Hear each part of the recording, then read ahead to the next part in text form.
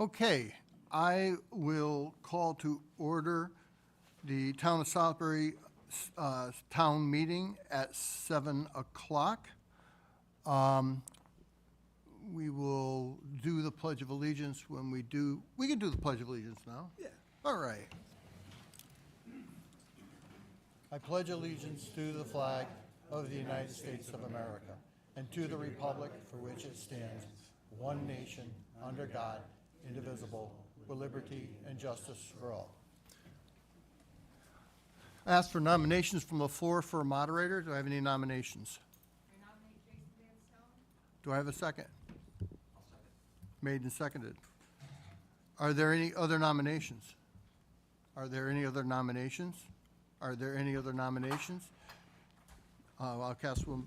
Jason, you are the moderator for the town hall meeting. Oh, I suppose. All in favor? Aye. There we go. Opposed? Carries. That would have been embarrassing if they shot me down since I already walked over here. At this point, I would ask the town clerk to read the warning for tonight's meeting. From here, I'll go over here. I can go over here. I'm just go in your spot. Sure. You want to, and you can pull the, Look bad at my back to everybody. Okay. Town of Southbury, notice of special town meeting. The electors and qualified voters entitled to vote in the town meetings of the town of Southbury, the town, are hereby notified and warned that a special town meeting will be held in room 205A at the town hall on June 12, 2025 at 7 p.m. Eastern Time for the following purposes. 1, to receive communication from the Board of Selectmen and the Board of Finance with respect to a resolution entitled Resolution Appropriating $8,520,000 for the planning, design, reconstruction, repair, and replacement of the roads, infrastructure, and facilities damaged in connection with the August 2024 storm, and authorizing the issuance of $8,520,000 bonds of the town to meet said appropriation, and pending the issuance thereof, the making of temporary borrowings for such purpose. 2, to consider and act upon a resolution entitled Resolution Appropriating $8,520,000 for the planning, design, reconstruction, repair, and replacement of the roads, infrastructure, and facilities damaged in connection with the August 2024 storm, and authorizing the issuance of an $8,520,000 bonds of the town to meet said appropriation, and pending the issuance thereof, the making of temporary borrowings for such purpose. 3, to transact any other proper business to come before a town meeting. The full text of the proposed resolution is on file and open to the public inspection at the office of the town clerk. Dated at Southbury, Connecticut, this 4th day of June, 2025, Southbury Board of Selectmen, Jeffrey A. Manville, First Selectman, Ann Armino, Selectman, Justin Betty, Selectman, Tim O'Neill, Selectman, Holly Sullivan, Selectman, Jason Van Stone, Selectman. Thank you, Madam Clerk. You did such a great job. I would now ask you to read the communications from the Board of Selectmen and the Board of Finance so they can be incorporated into the minutes of this meeting. May 20th, 2025, letter to the Board of Selectmen and legal voters of the town of Southbury. At a meeting of the Board of Finance held May 19th, 2025, the following resolution was approved and recommended to the Board of Selectmen for adoption and approval by the legal voters of the town at a special town meeting. A resolution entitled Resolution Appropriating $8,520,000 for the planning, design, reconstruction, and repair and replacement of the roads, infrastructure, and facilities damaged in connection with the August 2024 storm, and authorizing the issuance of $8,520,000 bonds of the town to meet said appropriation, and pending the issuance thereof, the making of temporary borrowings for such purpose, a copy of which is attached here too. Very truly yours, John Michaels, Chairman of the Board of Finance. May 29th, 2025, a letter to the legal voters of the town of Southbury at a special meeting of the Board of Selectmen held on May 28th, 2025. The following resolution was approved and recommended for adoption and approval by the legal voters of the town at a special town meeting. A resolution entitled Resolution Appropriating $8,520,000 for the planning, design, reconstruction, repair, and replacement of the roads, infrastructure, and facilities damaged in connection with the August 2024 storm, and authorizing the issuance of $8,520,000 bonds of the town to meet said appropriation, and pending the issuance thereof, the making of temporary borrowings for such purpose, a copy of which is attached hereto. Jeffrey A. Manville, First Selectman. Thank you, Madam Clerk. At this point, I would look for a motion to accept these communications. I'll make the motion. I have a motion. Do I have a second? All those in favor? Aye. Aye. Anybody opposed? Excellent. I would now ask the First Selectman to read the resolution for tonight's meeting. Resolution appropriating $8,520,000 for the planning, design, reconstruction, repair, and replacement of the roads, infrastructure, and facilities damaged in connection with the August 2024 storm, and authorizing the issuance of $8,520,000 bonds of the town to meet said appropriations, and pending the issuance thereof, the making of temporary borrowing for such purposes. Attached is the complete resolution. Do I have a motion to accept that resolution? Is there a second? I'll second. Is there anyone in the audience looking to speak either for or against the motion?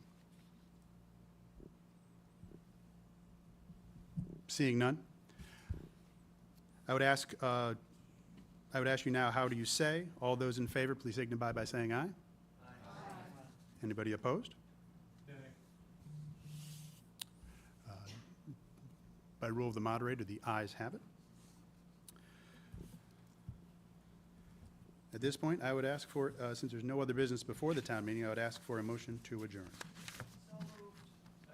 I have a motion and a second. All those in favor, please signify by saying aye. Aye. Opposed? Thank you, everybody. We are adjourned. Thank you.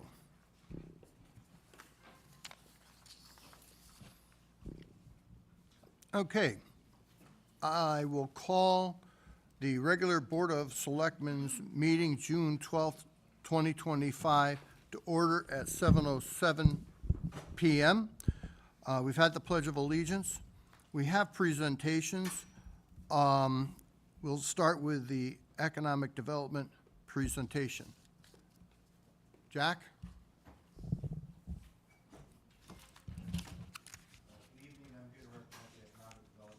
Is that on, is that green? Is the light green? Thank you. Hi, I'm Jack Cesaro. I'm Chairman of the Economic Development Commission, and I'm here tonight just to honor someone who served this town selflessly and for a long time, and I think she should be honored, and that's Ann Armino. And I have a little plaque for you. If you want to come up, maybe somebody can take a picture. Justin, do you want to get on this? You're on the board.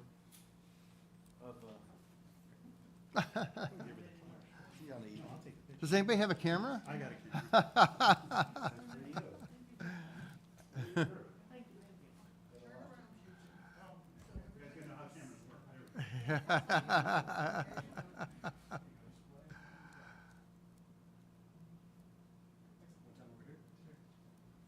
Let me just read it. Presented to Ann Armino in appreciation of your years of service and dedication to the Southbury Economic Development Commission as a member and as a chairman, 2010 to 2025, from your friends at EDC.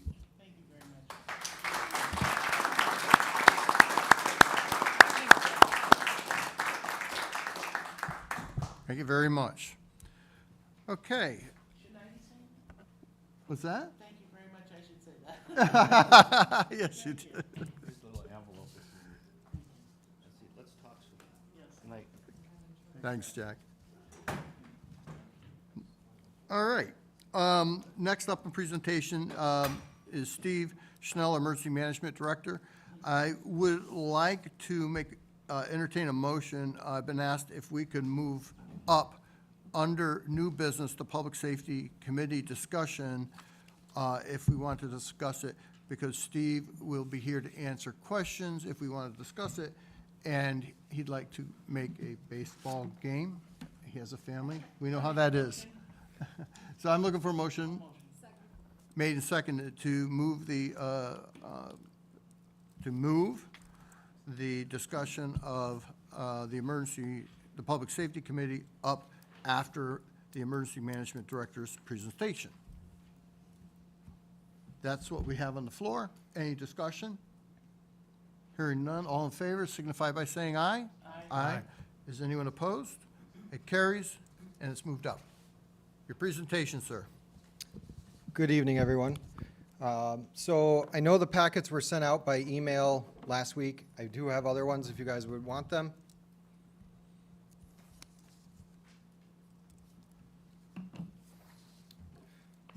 So just a little back history of how we got to where we're at now.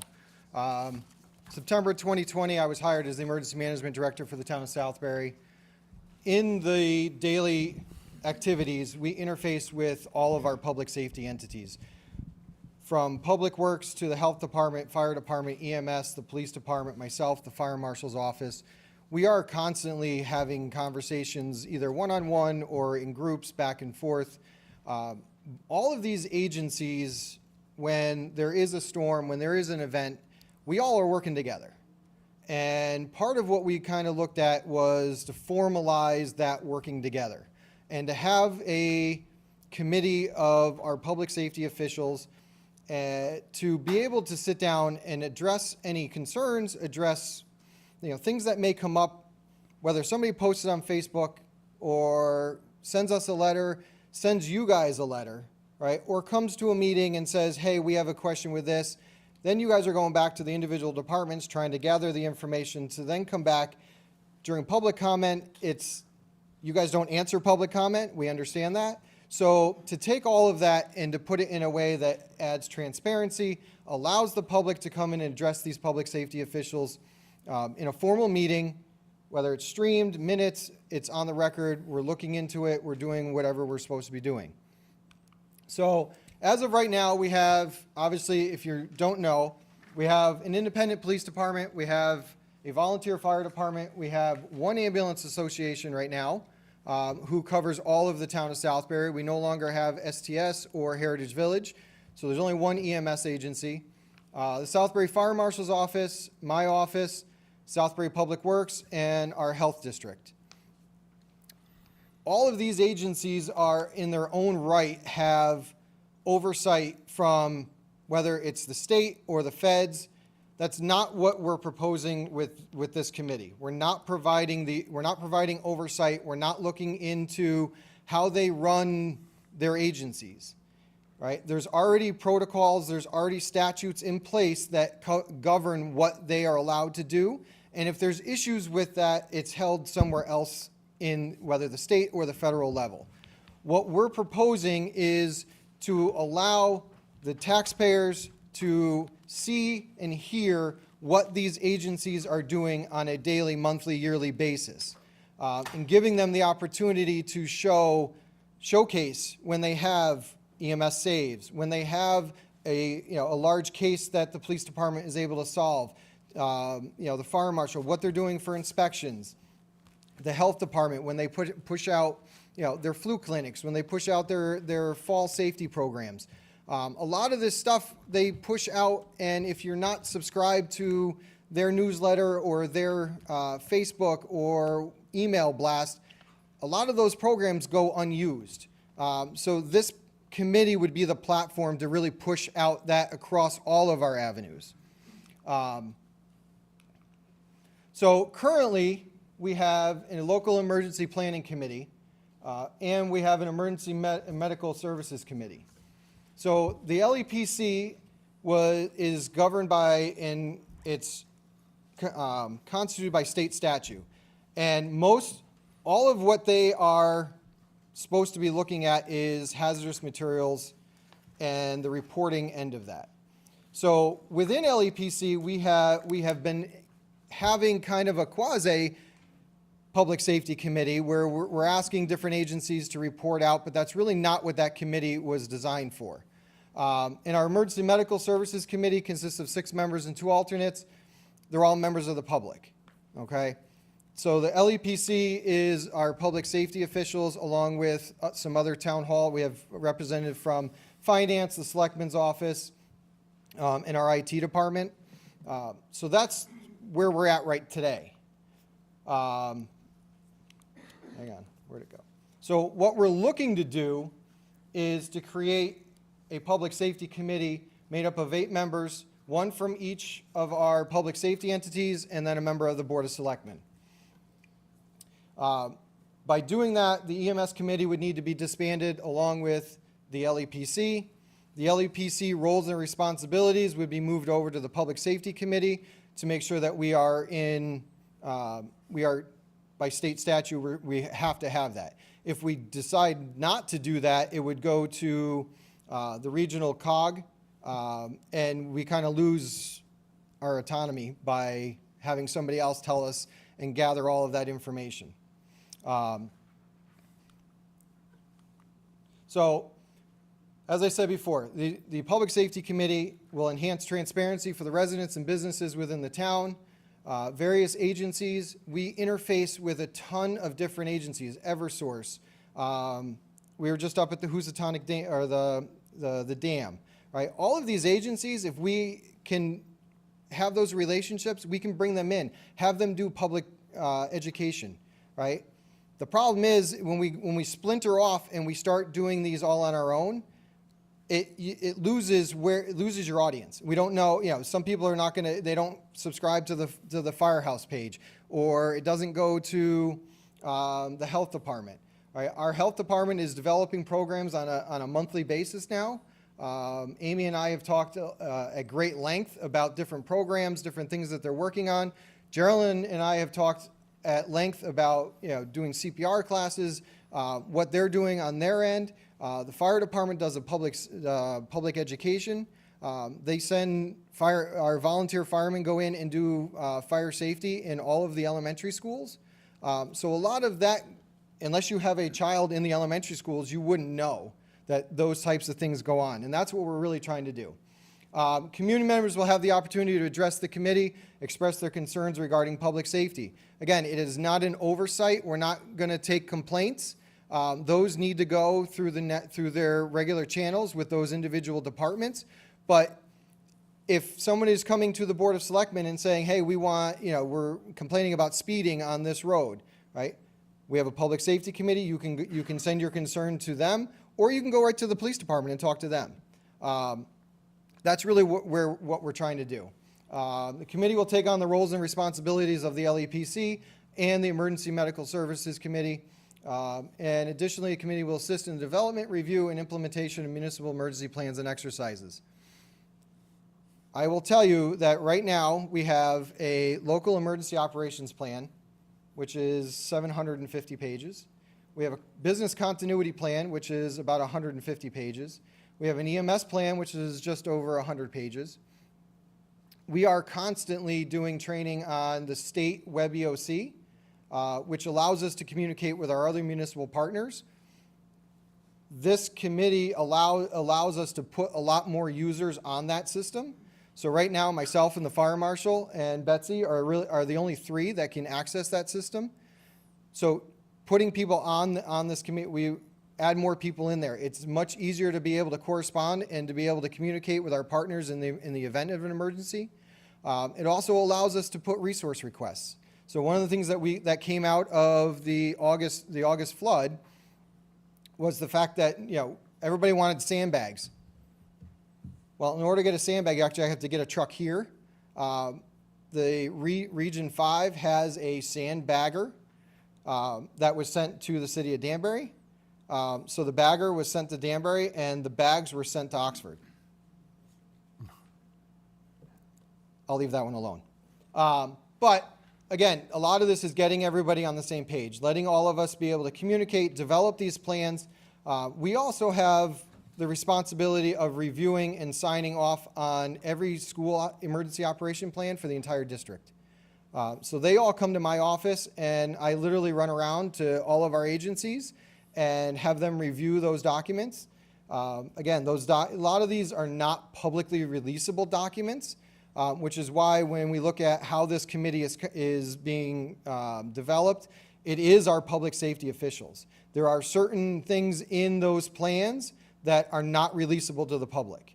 How we respond to different events, how we, there's personal information, personal cell phone numbers, emergency contacts.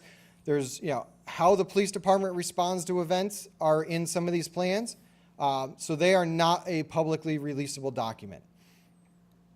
That leads me to say, if you want to see how they are made, the templates are online. So you can go to the state website, you can actually pull the template, you can see exactly how they're made and what information really goes into them, but it's not specific to the individual municipality. All of those plans are sent to the state to be vetted, and we actually get a certificate from them saying that all the information that we're supposed to have in there and the planning that we're supposed to be doing is accurate and it's in there. This committee allows it to be discussed and updated. Deficiencies can be identified. When we provide Jeff with the document and say, here's 700 pages, and enjoy your weekend, because we'll give it to him on now Thursday at 5 o'clock. It's a daunting read, and there's a lot of the first 200 pages of that document is all the legal stuff that the state of Connecticut is required to put into those. So with this whole process, we looked at every public safety agency as a whole.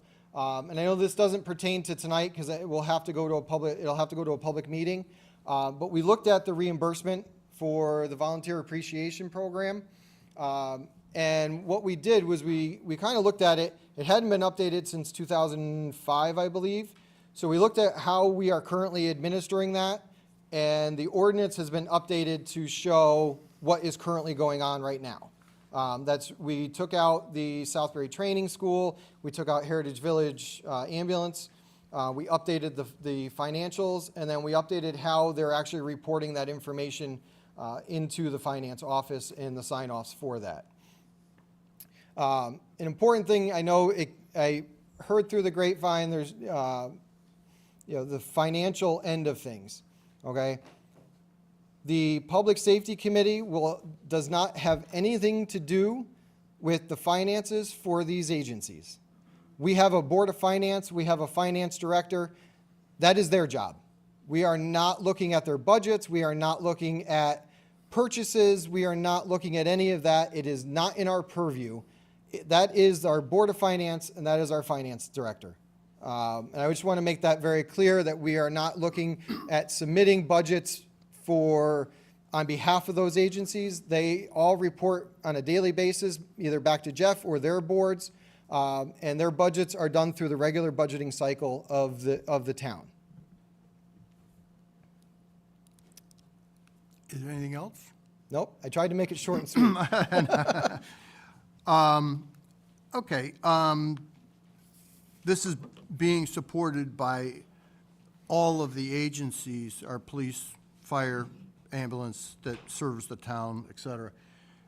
So I would ask, are there any questions for Steve from the board on this? Jason? Thank you, Steve, for coming out tonight. We haven't had this a whole long time, and I appreciate you reaching out to me. We did have a conversation more on the charter revision side. I think a lot of this plan makes a lot of sense to me, and I'm supportive of. I do have questions and some concerns, however. You had mentioned transparency a number of times, and you did speak a little bit to why, in your opinion, a member of the public maybe should not be on this commission or committee or whatever we end up calling it. I might push back on you there. I think to have the voice of the average citizen is important. In a former town, I served on one of these as a public person, and it was understood that once I became a part of that committee, I was not the public anymore.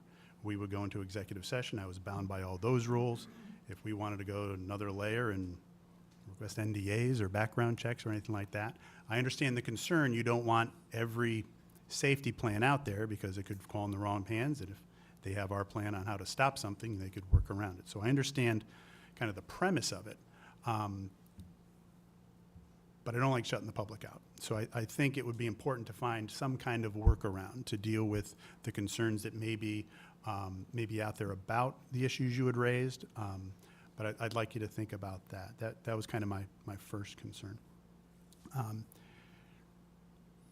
You had mentioned that statutorily an LEPC is required, but one of the things we have here on our agenda tonight is to disband it. So I'm having trouble. So we're disbanding the current committee and moving the roles and responsibilities of that committee into the Public Safety Committee. So, and I don't mean to put you on the spot, does state No, that's fine. statutes say you must have an LEPC or something like in kind? Yes. Okay. So in other town, they're named all different. We call it Local Emergency Planning Committee. There's other ones, the State Emergency Management Planning Committee. Each COG has its own name for theirs. So it's just a name, but the roles and responsibilities of that is what will roll into the Public Safety Committee. All right, so from your perspective, the Public Safety Committee would fulfill whatever statutory language Yes. was there? Okay.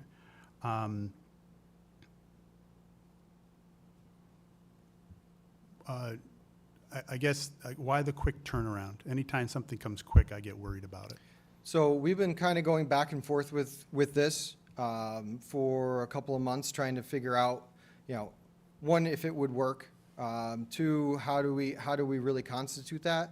And with talking with all of the agencies, like I said, I talk to them on a regular basis. To be able to put something together and get all of them either individually or in groups to be able to have this conversation on whether or not, one, they would even be supportive of it, and two, any concerns that they would have of doing this. So that happened fairly quickly.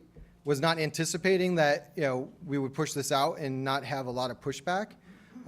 So that's where this all came. This is where it all came from. So Jeff and I had been talking about it, and before we get into the new fiscal year and moving forward, and then we ended up with, I know the Charter Revision Committee was looking at putting the EMS committee in, and with what we're proposing, that makes changes into their process. So that's why we pushed this out to get it on the agenda for tonight. Okay. To address those in backwards order, I think that whether the Charter Revision Commission does what or it doesn't do, this board here can undo it quickly. So I wouldn't necessarily worry about that timeline.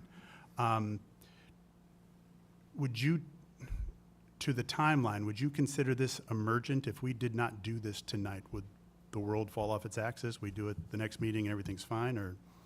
So I think some of this is, again, it's up to you guys. The information that is out there is not going to change. We're not, again, we're not trying to ram it down the board. Some of this information, there are certain plans that we do have to submit over the summer that this new committee would work on almost immediately. So while there isn't a definite timeline, there is certain things that would make it work a little bit better. Okay. So I also, Jason, to your point about the public would still be able to give input to the committee. They would be communicating with the public. And I'm sure if someone from the public came and wanted to address them, they would. This is not going to be a secret, like the public wouldn't be there. Correct. Again, if it was executive session to discuss plans, that would be done in an executive session because you can't get those specific plans you can't release to the public. Correct. No, and I understand that. And we did put a member of the Board of Selectmen, who technically is a civilian, on that committee as well. I trust politicians less than anybody, so I don't know. And here we are. That might be your first mistake. So just so because I'm still kind of marinating in this, and I don't know where I am as we sit here tonight. But so as I understand your last answer, if no action were taken tonight, it might slow down some plans, but it doesn't scuttle anything. Correct. Okay. Okay, so that makes me feel better. And to your point, we have to bring it out sometime for discussion. So Sure. we put it on the agenda, we put it, The conversation has to start for it to Start. finish. Completely understand that. My last question, I'm sorry for taking up everybody's time. The last bit about the ordinance for reimbursement, things like that. Yes. That really has nothing to do with the public. That was just a different part of a presentation you're giving today. They're not part and parcel. So if Correct. we acted on the Correct. ordinance That- today, but not the other, that's fine. Correct. that's That- just a cleanup. That's what I Yes. thought. Okay. That came out as doing the research with this. We found that that ordinance was not what currently is going on, so we lumped it in altogether. Understood. Thank you, Steve. No problem. I have a question on that ordinance. Oh, Well, Holly, go ahead. Holly, well, I'll get to everybody. well, I commend you for finding that outdated language, because obviously that is sorely needed, because there's 2 agencies listed that we no longer, that are not applicable. Do you think there's language that should be in there that's crafted to make it longer term? And any other applicable agencies that exist, so that we don't have to come back to this? Or do you feel like we're probably not making any moves in the near future? Not even near future. I'm just looking at this ordinance, and the way that the ordinance was written at the time outlined those specific agencies, and obviously 2 of them are gone, or moot at this point. Do you want to consider language that would say, like, or any other agencies that exist and this applies to, or do you think that's not necessary? So I will just leave it with, both of these agencies are volunteer-run. Yep. And if I brought my counterpart Geraldine up here, she will tell you volunteers are getting harder and harder to find. Yeah. So do I think a volunteer organization is going to pop up that would qualify? The answer would be no. Yeah, understand. So a little bit of history with that. So Public Act 19-36, I believe it is what defines who's eligible for that. Okay. And it's police, fire, EMS, volunteer emergency management directors, and there's one other one. So they have to fit a certain criteria from the Public Act side to even qualify for that. Right. I don't think any of those organizations are going to pop up. Fair enough. I guess my suggestion would just be like maybe a line that said, or any other applicable agencies that fall under 19-36, something like that. There's not. But, okay, fair enough. I just was thinking long term. I did print it out if you're interested. I can give you a copy of the. No, the Public you are the expert on this. I was just thinking about, so like a future board doesn't have to think to come back to it, but no, that totally makes sense. Thank you. No problem. Ann, Yes. So, one thing I want to make mention to, I am the LEPAC liaison and also, excuse me, the EMS liaison. As a liaison, I thought I might have known that this was going to happen, but nothing was ever said. So that's my first point. No disparaging remark about it, just that EMS wasn't contacted. Not that I have to be contacted, but I thought I might have been a little privy to some information. Anyways, I think what's happening here, and people are getting all nervous, is that it's turning from LEPAC to Public Safety Committee. I think you're just changing the name. You have the same individuals and players in that committee. And from what I've seen in LEPAC when I'm there, is that every single agency has. which agency? LEPC. LEPC. LEP, oh, okay. So I think you're just LEPC. changing the name from I thought you LEPC to said Public RUPAC, but Safety. that's my No, not hearing. RUPAC. Sorry. So I think you're just changing the name. You have the same players. And I think people are misunderstanding that. They are the same people that are in LEPAC that will be in this Public Safety Committee. There's a lot of things that are discussed that I don't think a civilian should be involved in it. I'm a civilian, but it's a little different situation. I think it should be for the public and not at 1 o'clock in the afternoon. You should make it in the evening so the public can come. And I think you should have public comment because that's important. If you're going to be transparent, you want to have the public ask you questions and things like that.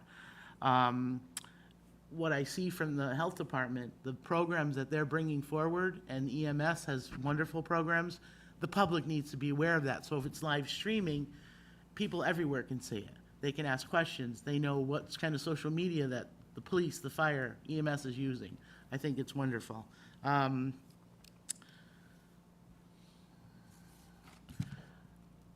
I think that having it public instead of a 1 o'clock in the afternoon meeting is a good thing. So you do spread the word. So families can go home and say, listen, we met the fire department today, we met the police department today. They won't have this problem of not being able to call somebody. It'll make it more community policing, community fire, community EMS. People will be more apt to walk up to somebody and say, hey, I saw you at that meeting. And yeah, all my questions were answered because we had Jason there. And I don't know what the need for the urgency was. If you guys can explain that?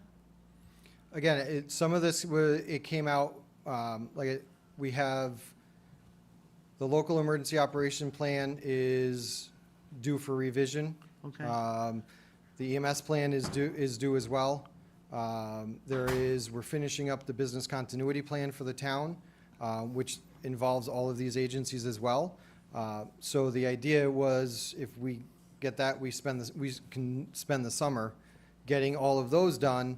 September starts a whole new session with our schools, and we review all of the Southbury school plans, which doesn't sound like a lot until you actually start reading through them and sending back your revisions. Okay. So there's work that the committee can get off the, right off the bat can get started. To address the LEPC and the membership in there, we've kind of taken LEPC and blurred that line a little bit, which is why we reconstituted the way we did. By pushing it to a public safety committee, it opens up for all the other discussions that would happen. Okay. So LEPC really is designed for hazardous materials, and they call it Tier 2 reporting. So anyone that stores hazardous materials is required to report that to my office, the fire marshal's office, the fire department. So we are the receptacle of all of that information and then push that all out. So they have to do that every year. And then there's also the reporting end of it from the municipal side. So LEPC that's what that was designed for. Okay. We kind of evolved that to allow our public safety entities to, utilize that as a bridge to get some information out and to share that. This would just solidify that process. Okay, and one last question is, the EMS committee, what is the need to disband that? So, again, I think at the end of the day, we're looking at trying to consolidate and have everyone here for one purpose across all public safety. And if we created a public safety committee and said, EMS, well, you're on your own, we're not inclusive. Okay. We're not, it had nothing to do with the individuals on the committee. I, thank them for, volunteering their time. But if we're going to truly try to be transparent and put all of our public safety officials in one room and have that open dialogue, if we're going to say, hey, thank you for coming, but if your question is about EMS, you need to go to another night.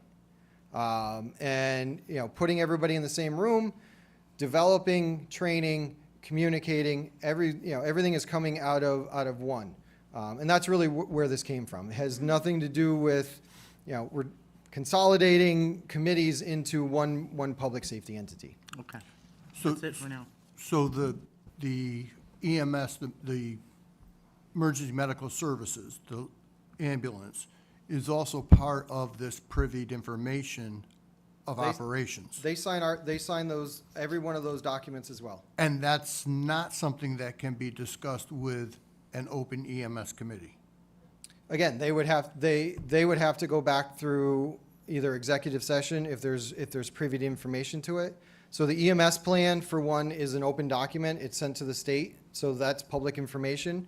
But when we get into the local emergency operations plan, or we get in the continuity plan, the school plans, all of that is not a publicly releasable document. So again, that's where I will call Geraldine, we'll meet somewhere and go through those documents and make sure that she understands what is going on with those. And then she signs off on them, along with our police chief, fire marshal, myself, Jeff, the health department, every school principal, the superintendent, the Board of Ed. So there's about 12 different signatures that everyone puts an eye on those documents. So now those meetings, those clandestine meetings, if you would, with Geraldine or whoever, I'm not sure I like that Well- word, but everyone knows what I'm talking about. So if you're meeting with Geraldine and you're signing a paper at whatever location, then you're going to the chief and you're signing that, and then you go to the fire department. Now it'll all be signed in this committee in one room. Yep. Okay. they'll also be able to discuss together the plans. And these are all professionals in their own right and in their discipline, which brings that, all those disciplines together. So Tim was explained to me, this would be more robust. The public would still have input to concerns, either through communications or sending information, or going to the meeting to discuss their concerns, and it would be discussed. But it would homogenize all of the emergency services together for efficiencies and making for a better plan, is the way it was explained to me. Inevitably, what ends up happening is I will read a document and find something that I take issue with. EMS will do the same thing, the fire department will do the same thing, and we're having all of these different conversations and then trying to get all that information back. If we're all sitting in the same room and we're all reading the same document, you can address a lot of that in, one or two meetings rather than, 3-4 months. So again, I work with Joe Martino from the school board to get all of their plans. He literally drops them off at my desk, and then we start going through them with each one of these different agencies. And then scheduling the back and forth, trying to figure out who, did they miss something here? Does this work for, and a lot of that is when you develop these plans, on paper, everything sounds great, right? Operationally, does it actually work for the resources and the personnel that we have here in Southbury? And that's really what we're looking at when we develop a lot of these plans, and having that open dialogue and having these agencies essentially at our disposal at this committee, it makes it a lot easier. So if you're discussing it with the region, and they drop it off at your desk, and something in there involves working with the police department, then you have to then stop and then get a hold of the PD, the chief, or the assistant chief. So it slows down the process and makes more like, what you're saying is like a telephone tag to get everything. It's eight public safety agencies that we are tracking down, and again, scheduling, moving stuff back and forth.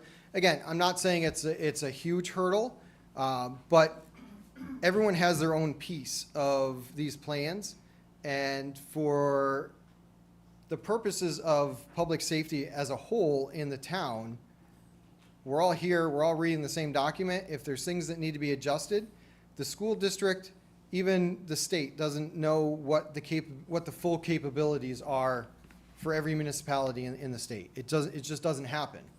These plans provide the state that information. So if we're just putting information in these plans just to complete them and submit them, they're not doing the taxpayers, they're not doing the town, they're not doing the state any favors. We have a lot of mutual aid agreements that on both EMS side, the fire side, the emergency management side, the public works side, right? All of those plans get incorporated into the town emergency operations plan, and how that works, how that operates, how do we request those resources? A lot of times, we will get that information, it will get sent to my office, we're disseminating that information, and an event occurs. Now you're spending more time trying to make sure that our volunteer firemen, the EMS, Public Works, that, hey, we have these resources, here's how we can get them for you, right? This gives us an avenue to push that information out once, and those department heads go back to their departments and disseminate it down, rather than, did you get my email? Did you get my phone call? Hey, we're gonna get hit with a thunderstorm. you know, do you have this? Do you have this? We have, you know. So again, I think it adds a layer of transparency for us, the public safety officials, to make sure we are all getting the same information. Just as a side note, when we get hit with, or we're anticipating weather, right, and the state sends out an alert, it only gets sent to me. I then send it out to all of our public safety entities. And sometimes we get those updates every 2 hours, every 4 hours, once a day, whatever that is. We literally get it, digest it, and send it out to all the public safety entities to make sure that they are aware of what is going on. Right? That is the state sends it out to the EMD, and the EMD, and I disperse it out to all of our public safety entities. But again, if they don't know that that's coming from the state and understanding why they're getting it, right? That's what we're trying to make it, and make the public aware that when these events come, they're having whatever information, the most current information the state is providing to us. Tim? It does sound like it's going to streamline it and be more transparent. What's the plan on how often you guys are going to meet, whether it's going to be streamed, at what time? So, we did talk, it will be an evening meeting. We will figure out what night works best for all the parties involved. The idea is to, yes, stream it so that it is available to the public. We don't want to sit in a room with just 8 of us. We can do that on our own. The idea is we want to hear from the residents. We want to hear from people that may have questions about why certain things operate the way they do. While we can't give out the playbook, some of those can be answered in that back and forth. Yep. So meeting frequency, again, I think a lot of that goes back to, you know, what are we actually working on? You know, I would say it would be at least every other month. And then figure out whether or not it needs to be every month, so where that would end up being. So I think to the point, or the misconception is there will be more transparency with this and a better understanding if someone is concerned, because they will see the agencies all working together on a professional level. No, I think it sounds like a good plan and everything. I think it came before this board, though, a little bit too soon. I would like to hear from the public prior to voting on whether or not we're gonna. And as Jason said, you know, if we don't start the conversation, we can't finish the conversation. So, I mean, we had to get everything together. Justin, you have, I don't know if, I don't have any questions for Stephen. You guys have asked him one. sorry. I don't have any questions for Stephen, but thank you very much for your presentation. As always, very thorough. To be candid, I'm not comfortable voting on this tonight, but I think we can That's discuss okay. that further when we get to where it's in the main part of the agenda. No, Oh, it's next, okay, We one. can table whatever what is it, table, is it I'm pretty sure all these people, postponed to the next meeting? a lot of these people came to talk about this, so I certainly I'm not gonna vote on it before we hear from the public. So, I know you want to get to it. We can, Jason, you have something? I just had a quick question. I'm aligned with Justin that I'd rather not vote on tonight. Hearing some more meat put on the bone, and to make the soup a little muddier, to mix metaphors. What if LEPC remained, and that's the repository for the planning, the sensitive documents, the professionals to do their gig, and EMS was disbanded and reconstituted as the Public Safety Committee, where you did in fact have citizens in there. It's an advisory committee. It's not making a whole lot of, concrete decisions, but that committee became the public repository for questions, concerns, comments. And each of the professional organizations maybe had a liaison to it. Would that better solve whatever problem we're trying to solve? So I think the same people would be probably involved in both. So we're duplicating committees at that point, in my opinion. If we're gonna have if we're But if trying to LEPC consolidate it was down the to one. professionals doing their job, building the plans, which they should be doing during the workplace, and maybe isn't necessarily even a public committee from my perspective, but the role of the transparency angle, which I think is important that you're trying to push into it, if the transparency and the openness to the residents came through the Public Safety Committee, I wouldn't expect everyone on LEPC to then go to every monthly meeting of public safety. But I don't know, does that protect the things that should be protected while offering the transparency that I think we all want? And I made this up 30 seconds ago, so I don't mean to put you on the spot, but. So, part of a lot of those questions, a civilian committee wouldn't have the answers to. You're still gonna have to have a representative from each one of those agencies there to, so all they're gonna do is take that information and then try and call them afterwards, which is what we're doing now. Right, so the idea right now is to streamline that and put our public safety officials at the table and say, here's when our meetings are, you wanna come talk to us? This is the date and time we're gonna be there, to be able to add that layer of transparency. And I think that Steve's point, the LEPC had a specific role by statute that has kind of been blurred. Yes. So So- we've added in reports from the health department and EMS and PD and the fire marshal and the fire department, which doesn't align with exactly what LEPC was designed for. And when I got here, there was 32 people on LEPC, and they barely ever met because they couldn't get a quorum. So we reconstituted that with a lot of our public safety officials and some town employees to be able to, one, hold those meetings, because statutorily we have to. And they only meet quarterly. And to be absolutely honest with you, most of our meetings are 10 or 15 minutes, because what we're actually allowed and what we're supposed to be discussing, is March and April are the 2 months that we get all of the Tier 2 reports in. So we talk about, we have the health department, what programs are you working on? And it's sometimes 10, 15 minutes, right? It is during the day, because most of us are working during the day. But with a public safety committee, it would be at an evening, open to the public, come in, have a conversation. If at anything, you're meeting who's running your agencies, right? What are we doing on a monthly basis, right? What programs, is the volunteer fire department doing? They have a recruitment and retention, they have membership. All of our volunteer agencies are always looking for volunteers, right? We have, I think there's, a couple hundred people that subscribe to our YouTube channel.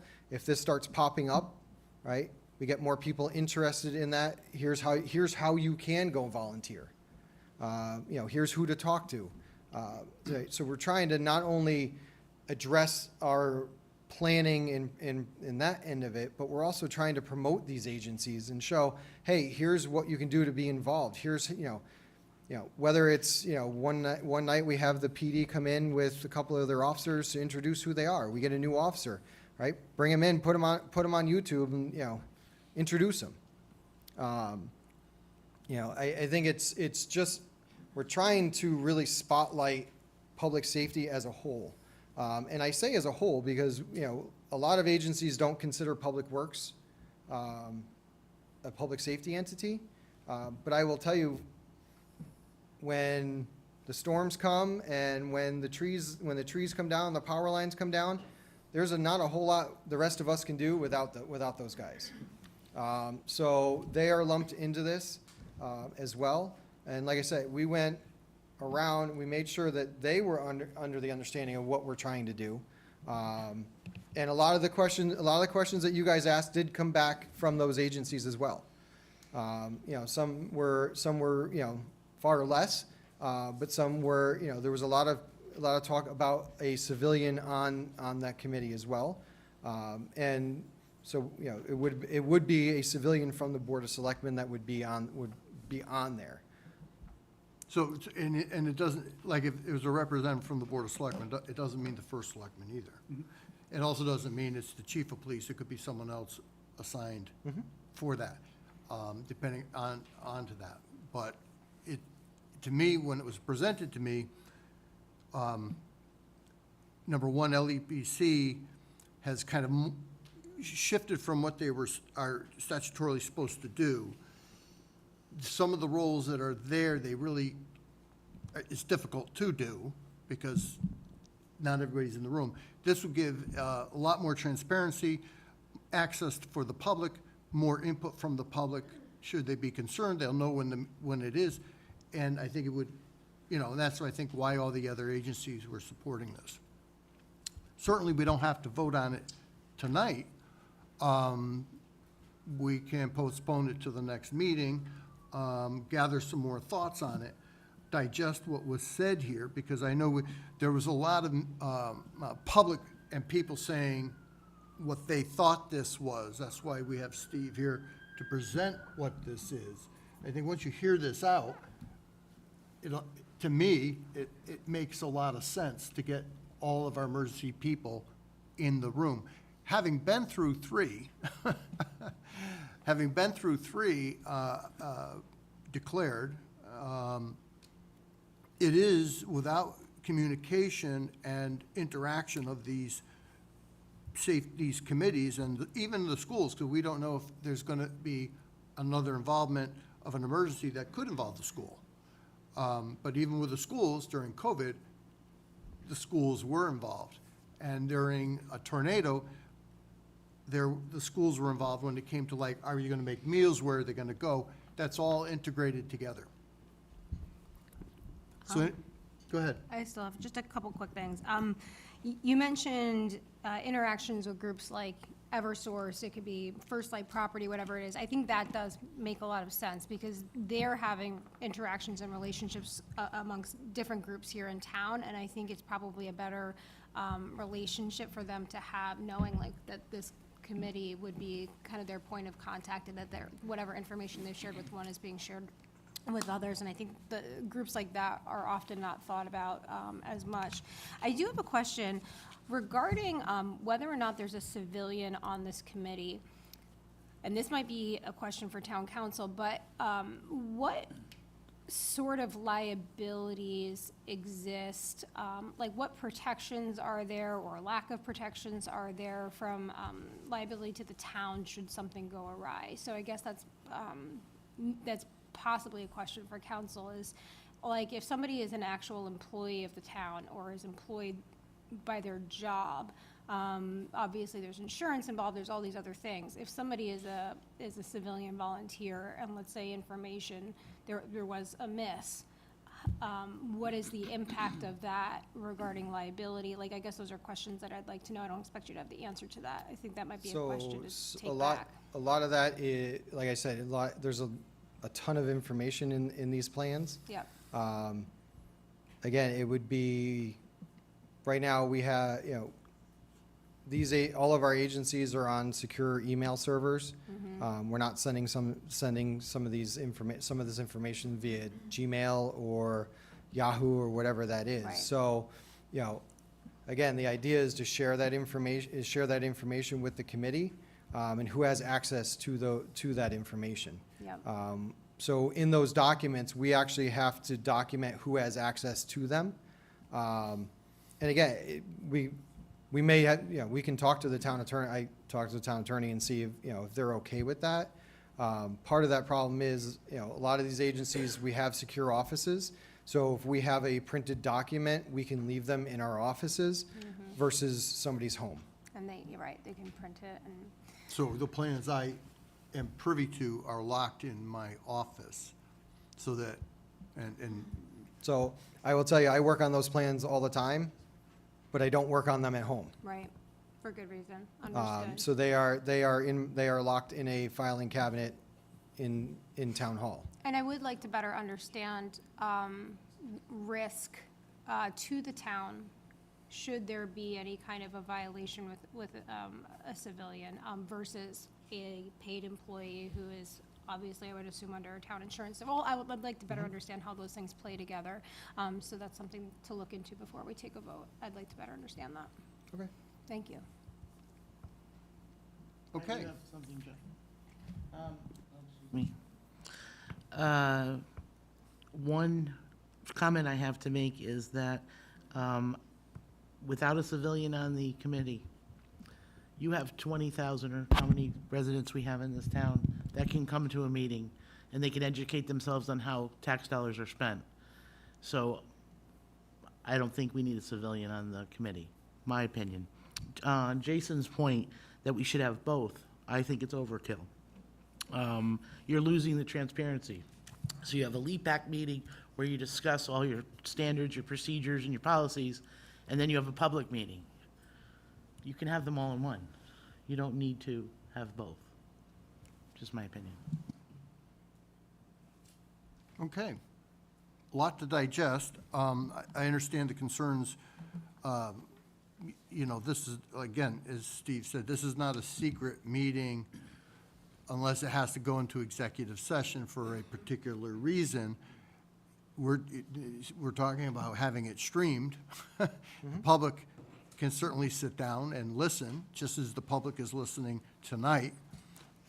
Basically the same thing, and getting everybody into the room and coordinating everybody's individual role and responsibility, and also seeing, like, it's always good to have, okay, that works, but did you think of this? And you may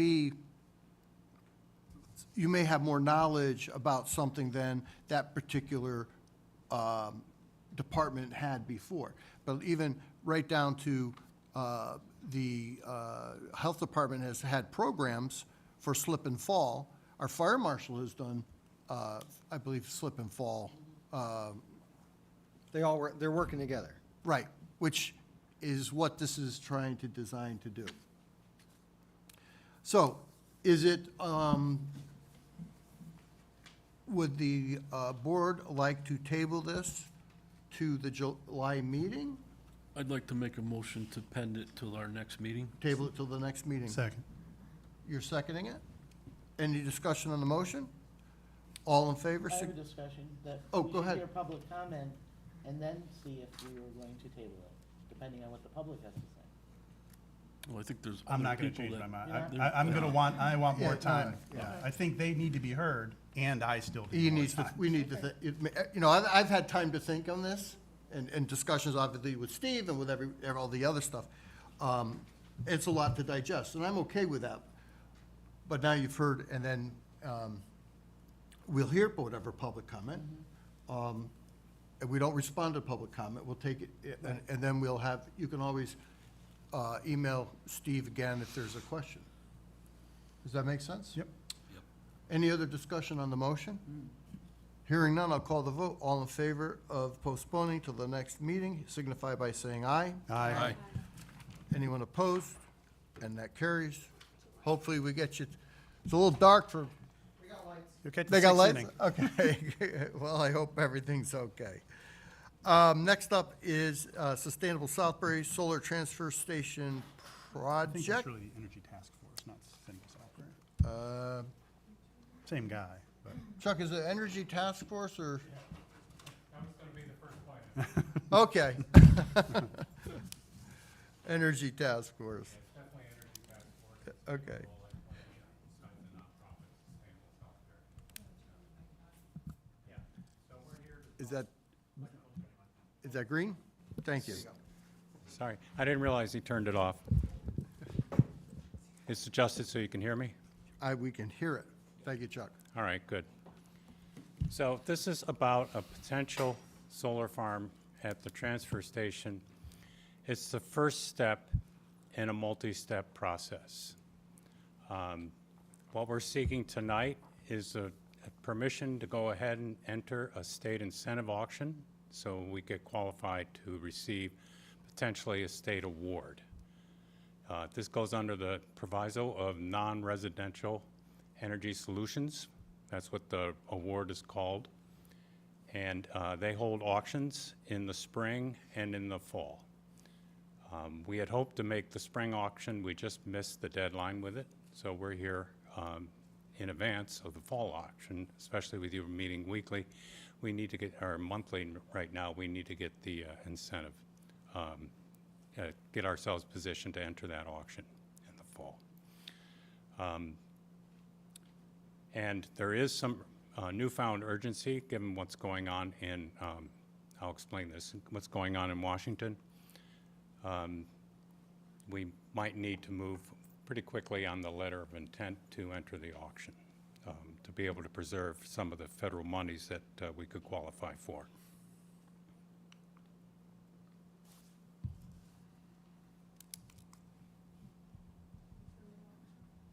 I don't know. It seems like I never hit the right button here. I'm with you, Chuck. Oh, it is off. Look at that. Chuck, when did you say that date was for the auction? It's in early August. August? There's some preparation work that needs to be done as well. Oh, all right, thank you. So, yeah, this has been a long, winding road as we've been looking for properties that could qualify for or be really well set up for solar in the town. You know, the first thought was, let's go to do something for the library, our biggest energy use building, right? It'd be great. But unfortunately, the roof is just too irregular. You can't put a lot of solar panels on that. We thought about carports in the parking lot, but it's a curved parking lot, and that's not particularly well set up for, it drives up the cost for any sort of carport that you want to put in there. We also don't think the aesthetics would be too palatable for the people that control the library. So the next thought was, well, why don't we do carports so Public Works or Police Department can get equipment underneath and get kind of a dual benefit from it, right? We'll build them high so Public Works can get their equipment under it, or, you know, they could place the police cruisers under it. We started pursuing that. Long story short, we discovered an underground tank in the parking lot of the police station, which would drive the cost up. Carports are already more expensive to put in because you never know what you're going to find under the ground. Kind of the same story with Public Works. You know, there we could possibly put them on some roofs, but the roofs are old. They might have to be replaced. There's a spot up by the Spell Tower, but, you know, honestly, the logistics didn't work well for Public Works. They didn't want to have to move equipment in and out of there. They weren't really interested in it. So after a lot of discussion with Dan and Jeff and Blake about this, they suggested, why don't you think more seriously about the transfer station? So we did. And, you know, looking at the amount of land that's available up on that hill in the landfill, we thought, well, you know, we could potentially put a, you know, we did a preliminary analysis within the group. We could potentially put a solar farm up there that could not only meet all the needs of our municipal buildings in town, but it might be able to exceed it. And that would allow us to sell excess electricity to either the region or to other towns. There are, you know, mechanisms in place to help us do that the vendors can help us with. So we issue the RFPs. In that RFP, we said we'll entertain ownership ourselves or by a third party. And we want to know about lease agreements and power purchase agreements. So, you know, tell us what our best options are. We had a good deal of interest. We had about 11 people come and attend the early information sessions. In the end, only 3 responded. And I think it's because it's a landfill and it's more complex. But out of that came 2 ownership options for us to consider and 9 leasing options. So if we go to the next slide. So the first thing we did is we normalized all the different responses into a comprehensive financial analysis. We put them all on the same standard of assumptions, and we parameterized those assumptions so we could, you know, do some sensitivity analysis. The other thing we did is we fully loaded the costs. You know, none of the vendors really do this. You know, they want to make their proposals look as attractive as possible. So, for example, they don't put in the cost to connect to the grid, what's known as interconnection cost, and that can be sizable in some cases. We've done a lot of analysis on that. We're pretty confident in the estimates that we have in there now. So there's, you know, we just had to fully load all those costs so we'd have an apple-to-apple comparison between all the different vendors. What surprised us when it came back is that we can't put as big of a solar array on the transfer station as we first thought. I don't know how familiar you are with the landfill cap up there, but it's a domed sort of cap. And the slopes get too steep, simply get too steep at the edges for solar arrays. So, you know, we had to scale back our hopes on what we'd be able to put there.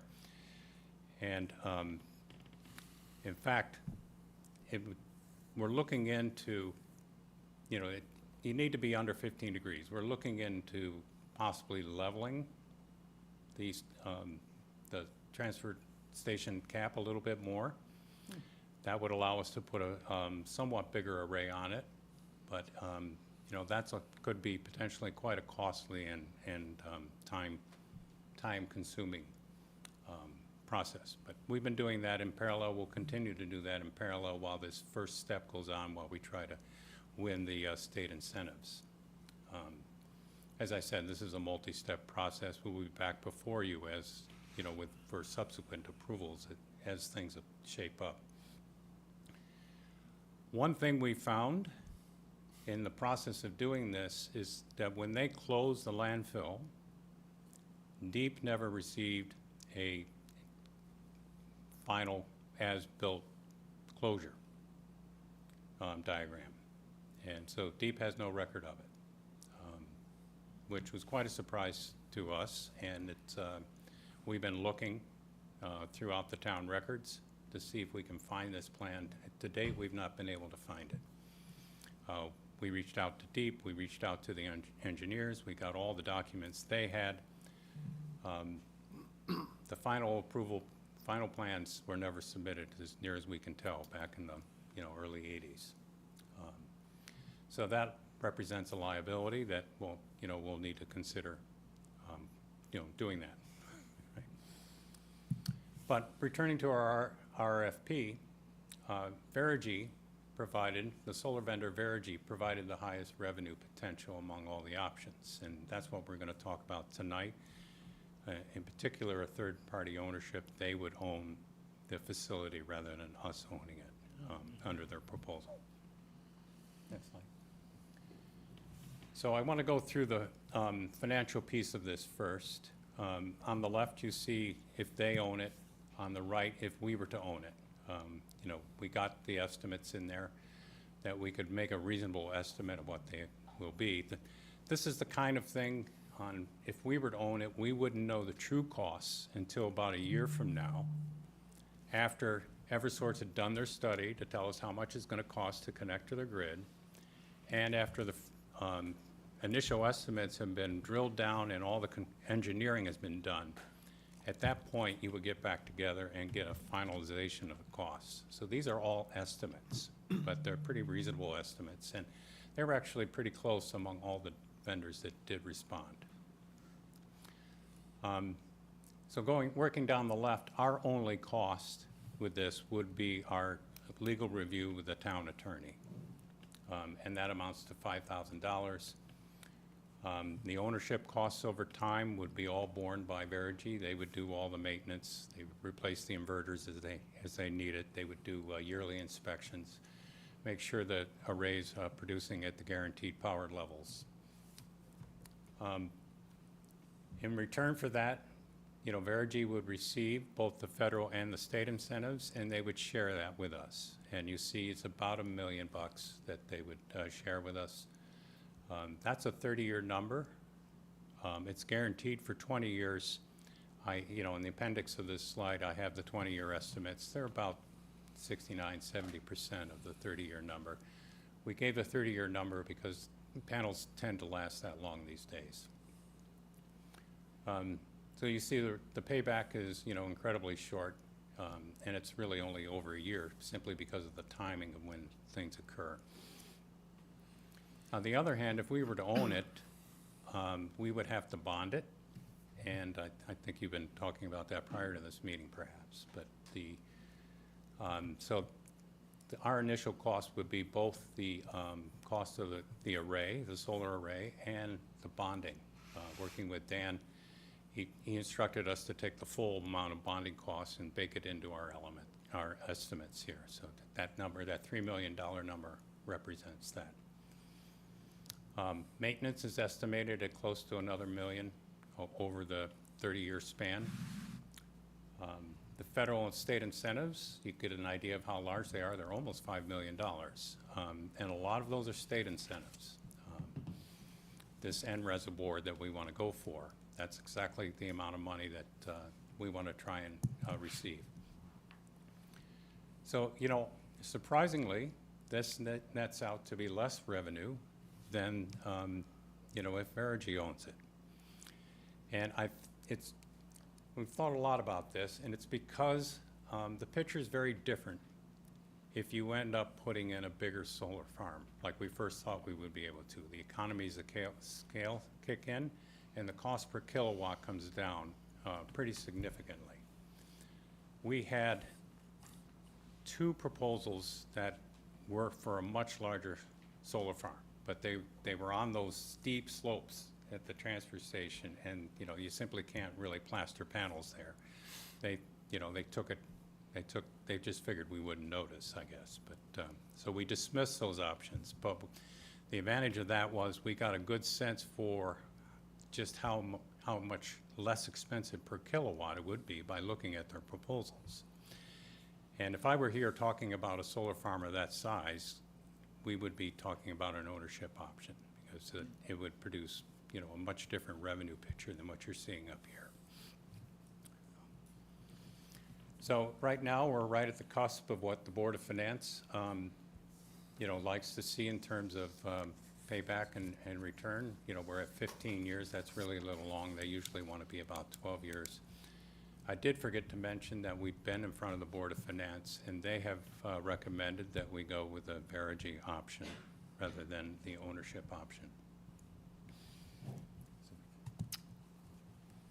Now, you know, I spent a career in risk management, so I'd be remiss if I didn't talk about some of the risks if we were going to own it, even despite what we see in the revenue picture. I don't know if you want me to take you through all the gory details of this, but there is significant risk in really all these sections as you go through the process. If we were going to own the array, we would have to put up some upfront money to enter the auction. As Verigy would own this array and the other option, they are liable for that. You know, we've talked about maintenance, they're liable for all of those costs. The next one on the federal and state incentives, this is what I referred to in the beginning of the presentation. There is now some new urgency that has to do with the possible changes to the Inflation Reduction Act that came in under the Biden administration. Under that act, municipalities and nonprofits, for that matter, can now receive what amounts to, people commonly refer to it as an investment tax credit, even though that's not really what it is. It's just a direct payment to the town as though it were a tax payment and we were a taxable entity. They put that in specifically to try and get brownfields and other municipal projects up and running. That varies between 30 and 50%, and in some rare cases can go higher than that. Verigy came in for using American-made steel. They were the only response that came in at 50%. The other ones were at 40%. So that, you know, that's been through the House right now. You know, I don't know what this, and it may go away. So there's 2 paths we could take to preserve it. One, we need to, you know, sign this letter of intent with Verigy. Once we do, we could either get to construction in 60 days, which isn't feasible. There's no way we could get that organized that quickly. They couldn't do it. And we wouldn't want to do that prior to the award anyhow. They are willing to do what's called safe harboring. They'll go out and buy solar panels once we sign the letter of intent that in an amount of at least more than 5% of the cost of the project. And that's called safe harboring, and that effectively grandfathers us in. Because, you know, that's enough to say that the project's under construction. So, and they're willing to take that risk. You know, otherwise, if we owned it, we'd have to take that risk and put up some upfront monies to preserve in the face of what's going on right now. You know, and because the landfill is going to need to be formally closed, DEEP is going to have to be involved. It's going to be a long time frame to bear all that risk. Whereas Verigy, it's all set as soon as we enter the state auction and sign this letter of intent. You know, they're bound to what's in the RFP. So, go to the next slide. Now, Verigy gave us two options to realize this. They're very similar in the amount of revenue, and you know, this can be settled after we get into the state award, because there are some legal documents involved that we need the town attorney to go through. One is a bill credit, where they take the entire NRES award and they split a portion of it with the town directly on our bills and offset our bills. I think this one is slightly more revenue because the administration of it is simpler, but I don't know yet. Option 2 is a land lease agreement. They pay us a real estate payment for the, for the transfer station, so they can put up an array on it. And you can see it's also about $1 million over 30 years. It makes no difference from the letter of intent that they're asking us to sign to get into the state incentive auctions. It's a non-binding letter of intent in either case. We're under no obligations to proceed any further. It just only enables us to get into the state auction and possibly gain the revenues from that. I did want to mention, we explicitly asked for power purchase agreements, and where you buy your power from at a fixed rate over the entire duration of the panels, typically 20 years to 30 years. And none of the vendors came back with a PPA, which surprised me a little bit because they have been a common mechanism. But it's because of the electrical rate. They have to bake into that what they think electricity rates are going into the future. There's so much uncertainty right now. They said they'd have to put an escalator in. So then, we would have to kind of bear that risk.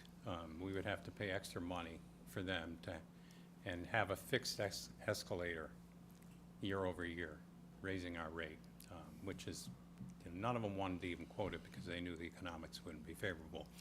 And we didn't press them on it from that point. So the other key component of this, and we were specifically looking for a company that had both landfill experience and landfill experience in Connecticut working with DEEP, because it makes a dramatic difference. One of the vendors we looked at had a lot of landfill experience, but they were all in Massachusetts and New York, and they're not as complicated, I think. As you can see, Verigy has a good set of experience. They're quite used to working with DEEP, and I think that's one reason they've been willing to take these risks. They have 3 operational projects already, and they have 5 more in the works. The first one on that list is the Rhode Island one, referred to this one, Ninth Street Solar's in Rhode Island. The remaining ones are all in Connecticut in various stages of development. Some of them are pretty hefty size. The Middletown one is roughly the size that we're considering. Mansfield is the size we would have liked to put on the transfer station. And, Groton's a very big facility. Yeah, if you go to the next slide. So here's what we need at this first stage. This non-binding LOI needs to be signed. I'm hoping that you could make a motion to do that today. goes for a 1-year period. It can be renewed after that if we choose to do that. The 1-year period allows them to enter into this fall auction that we want to get in for, the NRES state incentive monies. And then also the spring auction, if they, say we're fourth on a list of 5, right? And, they don't, there's only so much money. They don't fund all these projects, right? So they want to leave the options open to try it again. The other thing is the way these auctions work, the reverse auctions. So the vendor it takes a savvy bid. The owner has to find that sweet spot between putting in a low enough bid that it's going to get picked and, getting enough profit to make the project worthwhile. And, they got a lot of experience doing this.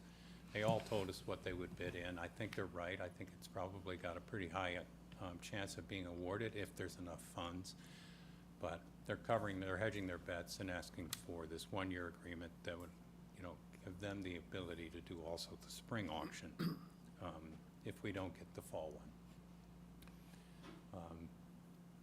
And, I've mentioned that this federal direct pay, for them to safe harbor the project and go ahead and spend the monies on those solar panels, they would need that signed from us. The town attorney has been through the letter of intent, and he is, I've been told he's signed off on it, right? So, after that is done, right, then we have our time to go through and work through this, lease versus bill credit options.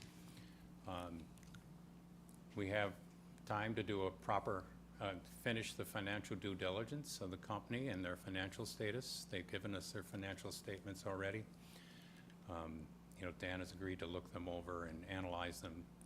To some extent, I can do it as well, having been in risk management my whole career. We'll continue our reference checks, and we'll continue working on this land leveling option. It's possible that could change the picture, but I don't think the array that they could end up putting on it would be worth the delay. The first estimates are the array would probably be about 1.5 times the size of the array that we could put on it now.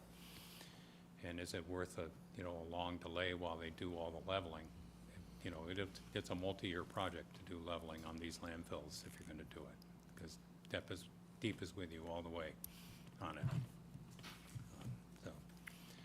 Deep will be involved in this process right from the very beginning. They're going to do soil borings around the edges of that cap to understand now exactly where it ends and recreate that as-built drawing that was never submitted to Deep. So that will come as part of this project. We won't have to fund that separately if we do this project to close that liability. So, and I tried to keep this brief. It's a complex subject. But I'll open it up to the board if there's any questions on this. Jason, do you have a?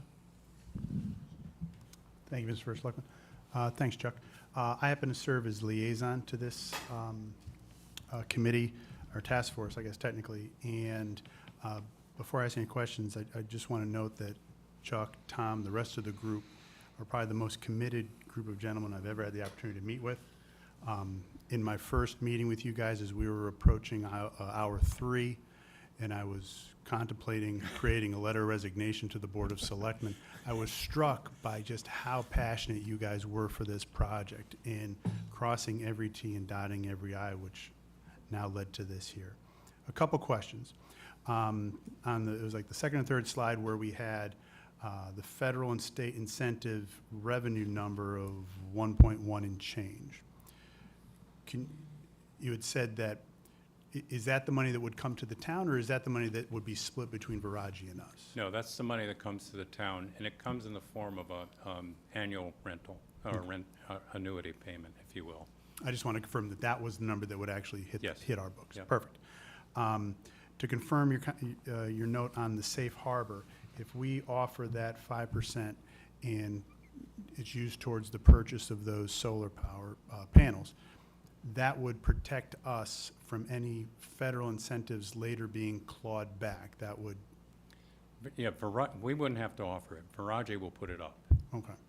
But yes, that's their strategy, bearing anything that, happens. Sure. That we can't predict. And they're doing this, I believe, for others as well.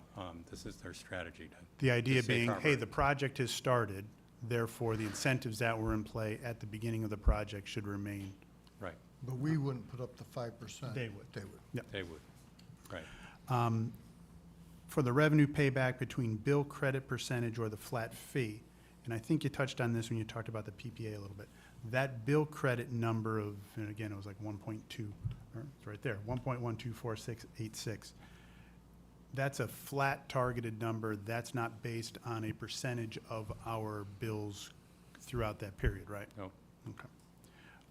And you actually, I think, answered this in your last sentence. The deep paperwork that we are having trouble finding, and they're having trouble finding, for the closure of the landfill, that issue would rectify itself through this process. yes, Thank you. yep. And just for the record, let's make sure everybody understands that I just don't think everything was sent in and too deep. We do monitor routinely. We have monitoring wells like we are supposed to, so. Also, my question was, in the beginning, Public Works does some activities up there, wood chips, things. And the idea is, checked with Public Works, what's their need? They will begin below the transfer station, we own it, they would do their activities, they'll clear some stuff down there, and they'll do that kind of, or activities down there instead of up there, which is Yes. probably a better idea anyway. It could be, yes. And I mean, that wasn't your, no, understood. And the other thing that's come to light, we had a rather detailed meeting with the company that's helping us understand the land leveling options. It's possible they could be incorporated, some of those millings and and the organics could be incorporated into a revised cap if they were to level it. But I think Blake would prefer to have the material than have it disappear into a landfill cap. But that's new news. It just came up late last week. And we're too early to know, really. We got to discover what that cap is and exactly how it's constituted first, because we know what was planned for, but we don't know what actually was done. Holly? Tim? Go ahead, Helen. We'll go down the line. Well, going over. I have to admit, I have not trekked up to the landfill myself personally. I have a question about access. I'm sorry, and hard hearing. I have not been to the landfill personally. What sort of access is there for fire trucks, any kind of emergency vehicles? Should there be a fire? Can they get there? How easy is it to get there and to the entirety of the area? We have Yeah, can you go back to the first slide? there's an access road right to the top. Yeah, so you see the gravel road going up here, and then if you come down, well, here, let me just go over here. Your pointer works. And what is the green? It's not running on solar, that's why. Very good. Oh, look at that. That's even- Wow, the fire marshal has My his savior. own. So see this road right here? Yep. And they've left these spots open in the panel so they could get in with emergency equipment if we need it. So if there were, let's say, God forbid, an emergency down in this lower area down here, how would it be accessed? Is it just, It comes into the transfer station here yep, and then goes up the access road yep, up into here. okay. There's full access to the whole site up there, right all the way up to the top where it looks like the V comes, narrows together where that's all access. Yeah. This is a pretty wide road up through here. Okay, so, stupid question, but where that, let's say that little panel is down there, right, that little guy? Sorry, right here? Nope, further in here. In- Center to the lower, Down. Chuck? Here. The solar panel in the middle. I haven't used one of these in 20 years, but let's see how my aim is. My aim is usually pretty good. Right here. How, can a fire truck access that? Down here? And how would it get to it? Steve's still here. There is code around access through these, when you do these solar farms, and really on your roof or anywhere that, and the fire department has to sign off on any plans that aren't going to be made. Okay, So I'm not an expert on that, but we okay. could certainly Yeah, drill into look it into more. it. That's just a question that I have, because, you want, The things reason, happen. the reason it's, And there's you- houses right there. if you will, Holly, I'll take that Yep, from you for for a sure. minute. If the topography from here Mm-hmm. down to here is extremely steep. We actually looked one time at a special machine, was too expensive to mow that, but we have to keep that mowed off Understood. so that trees don't grow. Even more, But you can get all the Exciting. way around up on top because we've actually used a demo to come in here. So the steepness, there'll be access there. And, very long truck. They have hose. right where Jeff is putting his pointer there is where the one vendor wanted to put a whole bunch of panels. Okay. So, Um, We got a pretty cool new fire truck, too. yeah. I want to make sure it's With in the good ladder, shape. the ladder, we got a lot of ladder and I don't think it's a problem putting a fire out up there anywhere. All right. Yeah, no, I mean, it's definitely intriguing. I think long-term plans for the transfer station, there's a lot of things to chat about, I think. Well, there's nothing, that's the reason this is a great spot for solar panels. Other than that, there's nothing we can do out there. Yeah. You can't put any, trees are not supposed to grow because of the roots. It is capped. I mean, I know they had capped it. We just got to document it, but I know it was capped because they also put the monitoring wells in at the same time. And we do that, we're required. So there's nothing else can be done. You can drive on it up there with equipment, but you can't dig in it, you can't build it.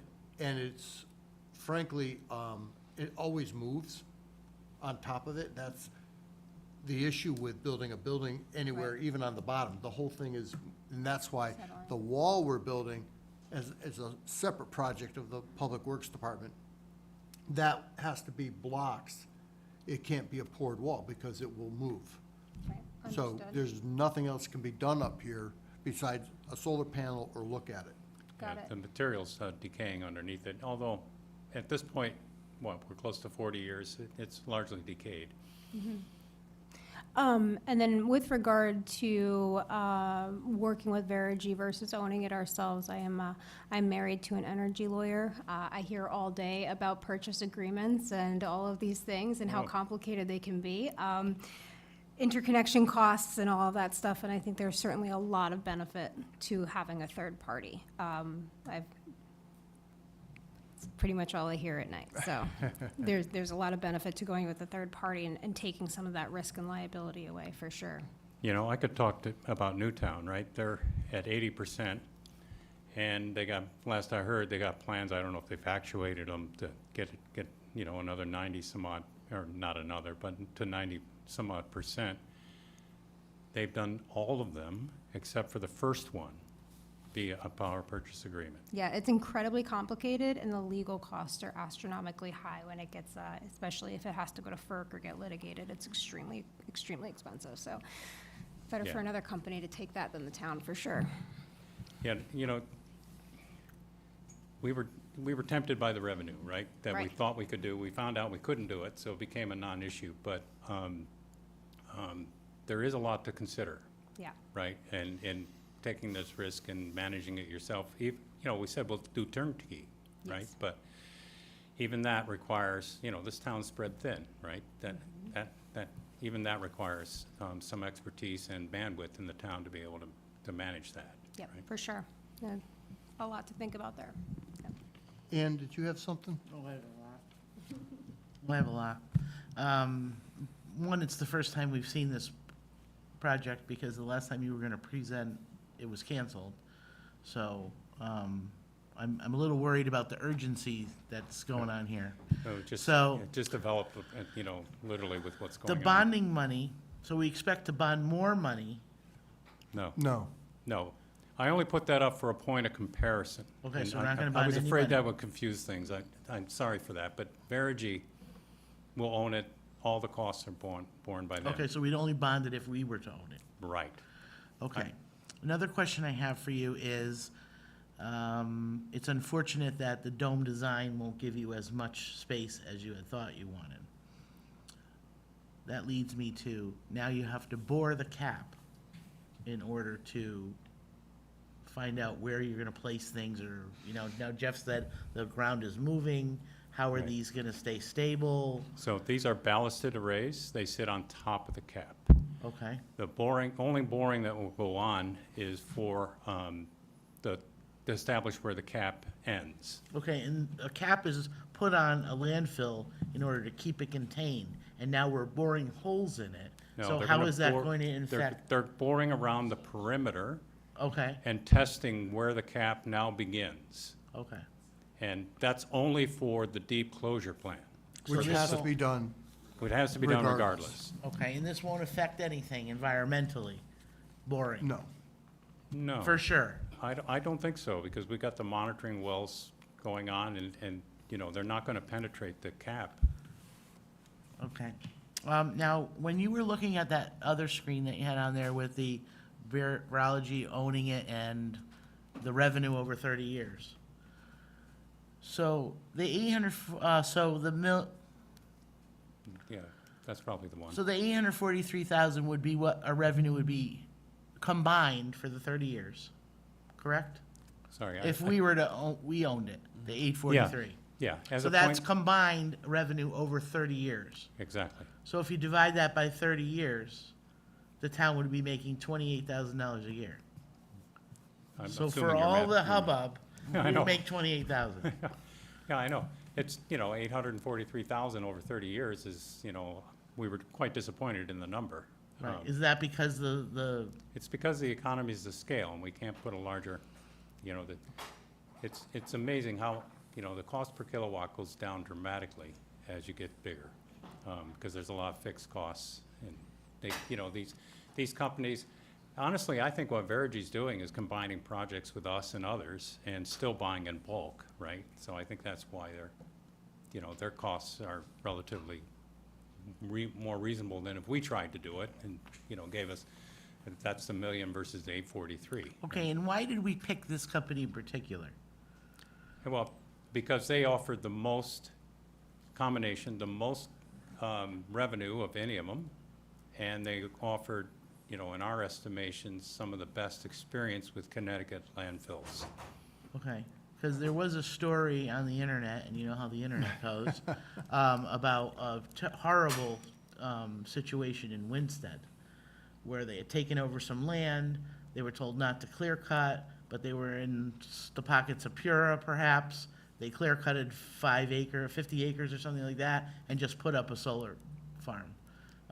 Yeah, so interconnection with them, they're having trouble with interconnection, and they're trying to work with Pura so that their interconnection is better. So I don't know if 10 years down the road and this company is not viable anymore, how does that affect the town? Now we have solar panels up at the transfer station, and what if something happens to this company? Well, typically what happens is, it's a typical receivership type situation, right? We ask this question of them. What Okay. happens, what if, right? And, the deal gets transferred to another company, and they take over the management of it. So, it's just like any other long-term agreement. Now, you were speaking also of the urgency to get into the auction. You're saying urgency to government regulations might change. If we are to agree to this and say the auction, it doesn't work out well. Then- There's no money involved for us. Nope. So Other we than sign the Other than agreement. the $5,000 we spent for the legal review. Okay, but otherwise, there's no other, No obligations, no binding. It's non-binding. did you want to say something? It's only an intent, the intent. The That's- intent. And they you're can't right. hold you that intent. if the auction comes back bad or we don't get what we need? Well, if they don't get the project, they don't get it at the auction, it doesn't move forward. It doesn't move forward, unless we elect to go for the next auction, which we'll come back and talk to you then. But Okay. And now, have we talked to, I saw some homeowners that live around that area. Obviously, they know there's a transfer station there, and that area has been capped. Have we talked to any homeowners or had a public hearing or anything to ask the residents what they feel? That's part of the process.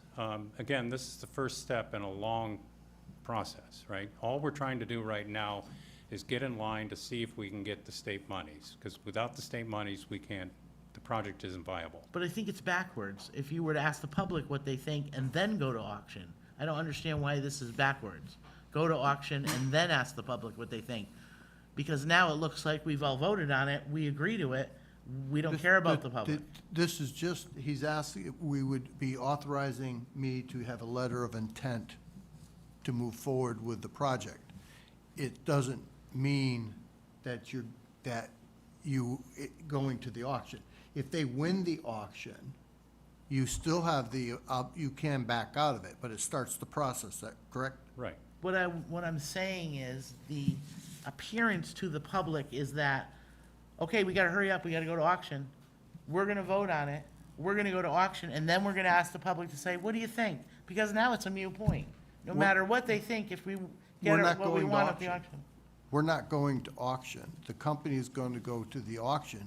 Right, the company's We're going to the auction. stating that we're having the intent to do this project with them, but it still has to go through all the other hurdles. But what would be the harm in asking the public what they think first and then voting on it? And then going to the auction? Because you won't be in the auction. But there's only one auction in the whole world? Or is there more auctions than one? No, No, there's one every spring and fall. Okay, so then we could wait till the spring. Yeah, but, but being the letter of intent gets them to secure the safe harbor of the project. If you don't get the safe harbor. If they decide not to fund it, you're not safe harbored, and it all goes away, and the savings to the town goes away. But what my feeling is, if I was a resident, and we signed the agreement, we agreed to it, they go and do whatever they have to do, and that's our intent. Your intent now is to have a solar field without any public opinion. well. You haven't had no. a public hearing, you haven't talked to the public about it. The last we meeting was don't- canceled, and now this is rush, let's hurry up. Well, we don't even know if we can get the monies to make this project feasible, right? So then the public hearings and the outreach to the public starts after that, and we modify the design based on, feedback from the public. Modify, or could it be canceled? Well, I guess it could be canceled, it's at our discretion. Okay, your hesitation there makes me Well, leery. No, That- no. okay, It there could will have- be no it's public completely opinion. non-binding. We can back out at any point. I didn't anticipate this, honestly, question, because I thought, well, it's non-binding and we can back out at any point. This is just the very first step. But we haven't heard from any residents, that's just my concern. I understand. And keep something in mind. These people chose to live not next to just the dump, I'm not talking about just those people. but also a high-pressure gas line that's buried in their backyards. Right. So And they a cell phone chose to tower. live there. None of them were forced to. They bought the houses. Builders built the houses there after those things were there. I don't really see that as being a huge issue. But a couple quick points. Dan, what is our current Eversource bill every year for the town? We budgeted about $330,000, Justin, we're pretty close to spending that this year, so it'll be Yeah. about 3.7. Yeah, so we'd be taking our bill down by about 11, 12, 13%, something like that, if we get that 38,000 a year. It's worth doing, in my opinion. The last time we got to this point was 11 years ago, when I was on the Board of Finance.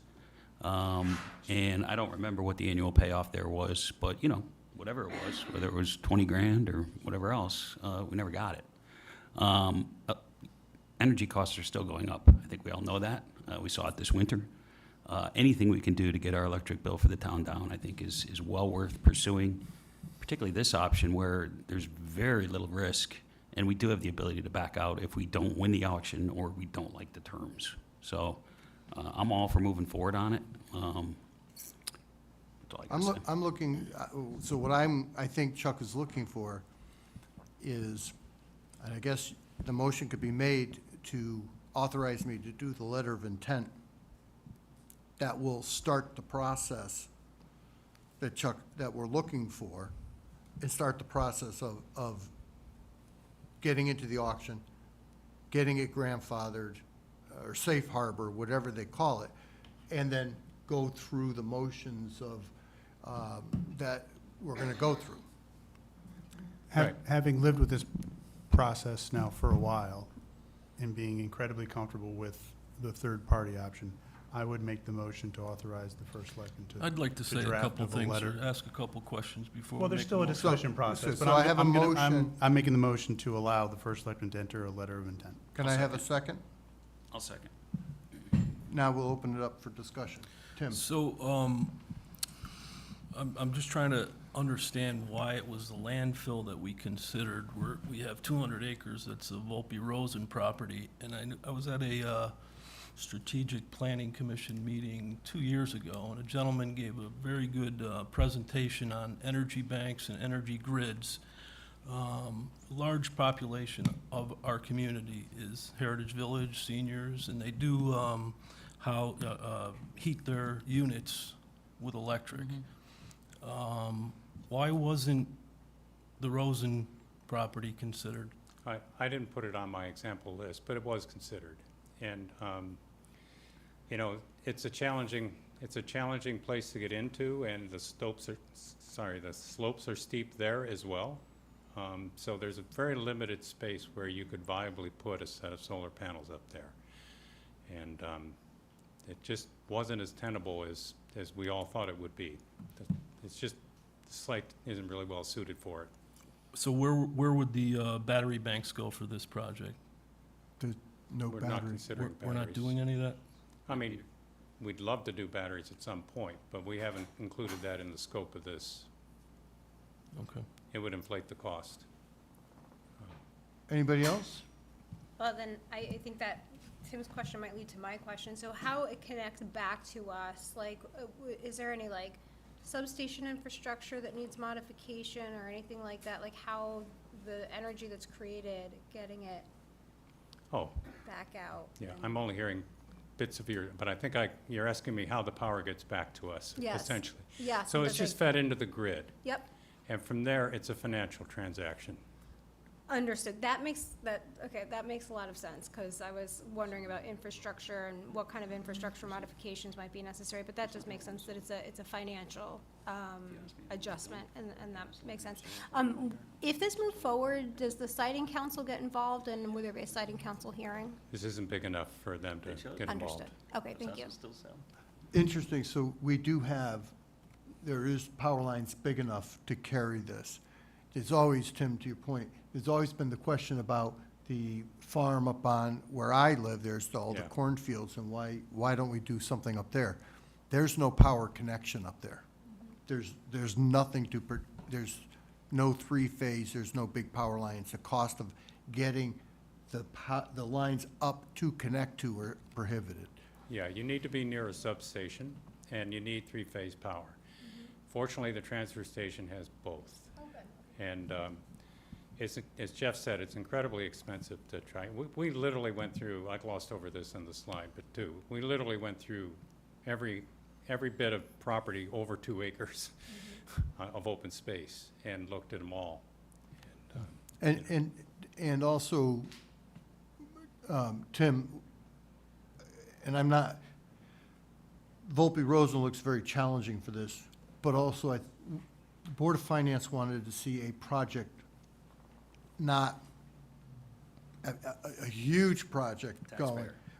We'd rather try and, limit our risk, if you will, to do it rather than take on something that's so big that if there is, and we did look at, this was the site for a solar project 11 years ago.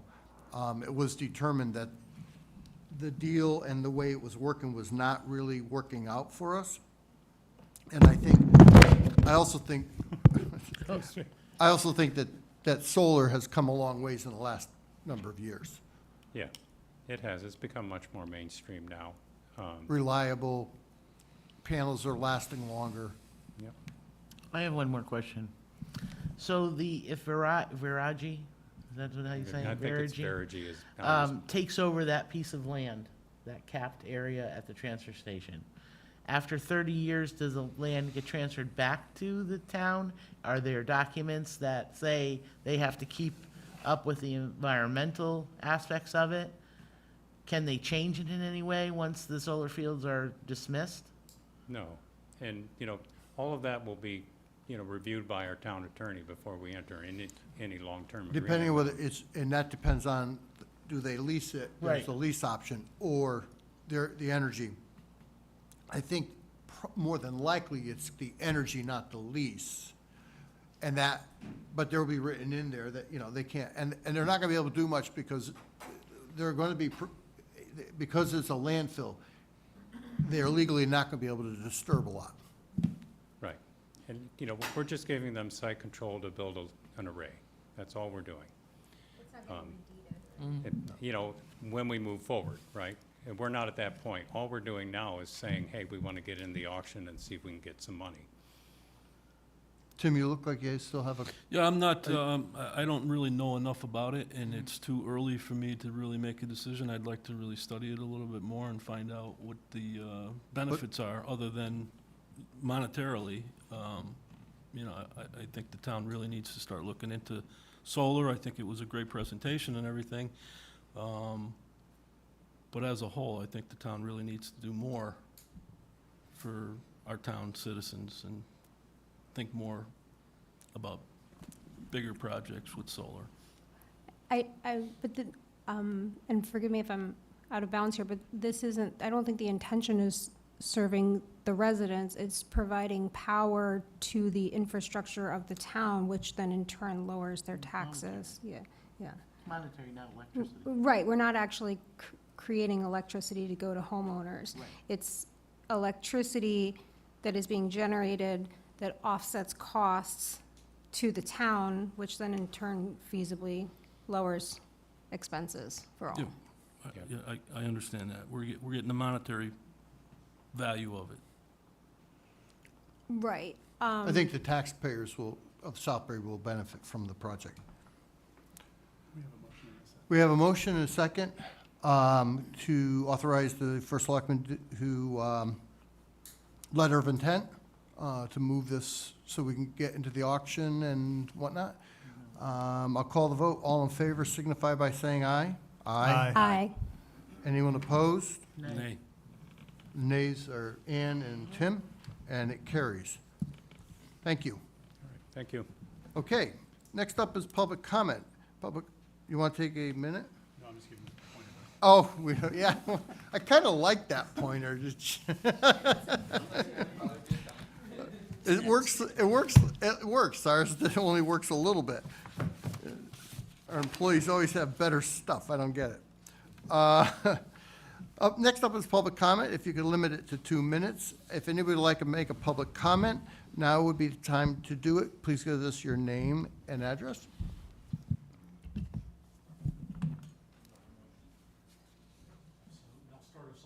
Is the green light on? Sorry, I thought it still was. I just, I that's apologize for okay. that there, Jeff. Anyway, I'll go ahead. I'll start us off. I'm Rob Pavlik. I live at 193 Scotticook Lane here. And I'm actually the chairman of the current EMS committee. And I appreciate, first off, the board this evening deciding to defer a decision on that request that was made. There's a couple things that I'll talk about rather than reading what I said, just because I think it's critical and came up tonight and is important. And I think most of the folks in the room probably have certain takeaways from it, right? The first thing that I saw, which I think is a good takeaway, is, hey, yeah, great. The departments are talking to each other. That's kind of expected, right? We would expect that operationally they're all interacting and doing what's appropriate. The next piece that I saw, which frankly I assumed existed just based on the fact of talking to different people within the different departments, was what our emergency management director said, that committee that he oversees really isn't effective, that they have very brief and limited meetings, and that, as Ann appropriately pointed out, a lot of what occurs in clandestine deals. That's something really inappropriate for the community and public transparency. He was speaking a lot about transparency. I agree. Transparency is critical. It's something that needs to happen. Jason, I definitely appreciate the fact that you brought to the table your experience in saying that, hey, in other communities, in other areas, the public is involved in this. I know that's the case as well from my experience. With our current EMS committee, yes, we're focused on the performance metrics, the financial aspects, the things that are in the EMS plan, the roughly 150-page document that Steve Schnell had alluded to in his presentation. I think it's critical that that type of oversight remains. Performance and transparency and the town understanding where we sit is a key factor. You could expand that to the other areas. From what I was hearing tonight, sounds like it wouldn't be a bad idea. You know, I know with our current committee, we've got folks with a varied backgrounds. We have folks on there that strictly have an EMS background, folks that have a fire and EMS background, folks that have fire, EMS, and law enforcement backgrounds, a member with a public health background, a member with an emergency management background.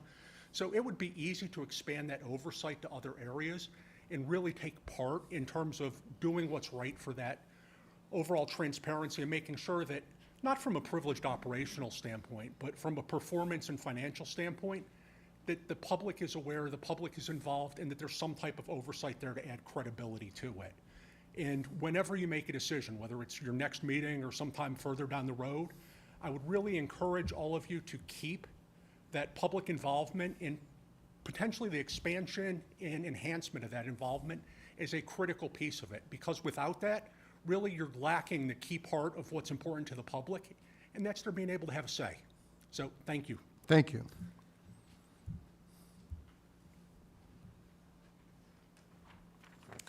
Hello, good evening. Sarah Fatabine, 52 Pondview Drive, longtime resident of Southbury and the vice chair of the EMS committee.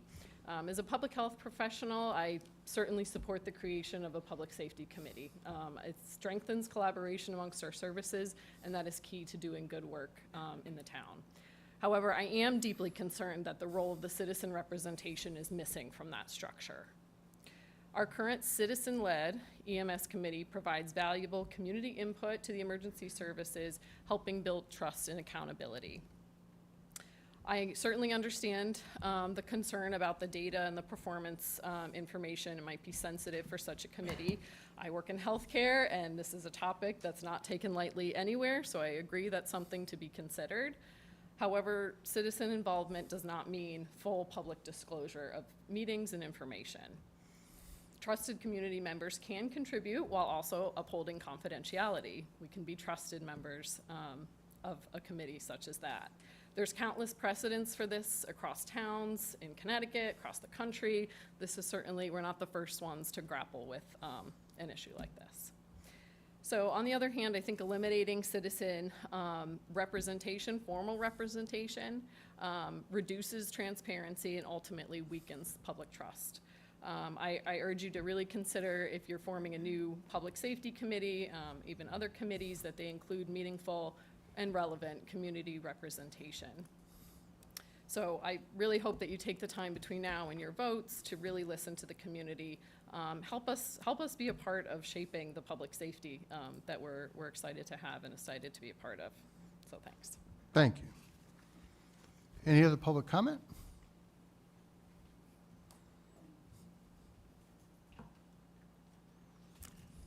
It's on here. My name is, can you hear me okay? Okay, my name is Diane Antezo. I live at 194 North Georges Hill Road. My comment is not on topic, what's been discussed this evening, but I've returned to talk about the issue of the 4-day work week pilot. I want to correct my name in the minutes from the last meeting that I attended on May 15th because my last name was incorrect.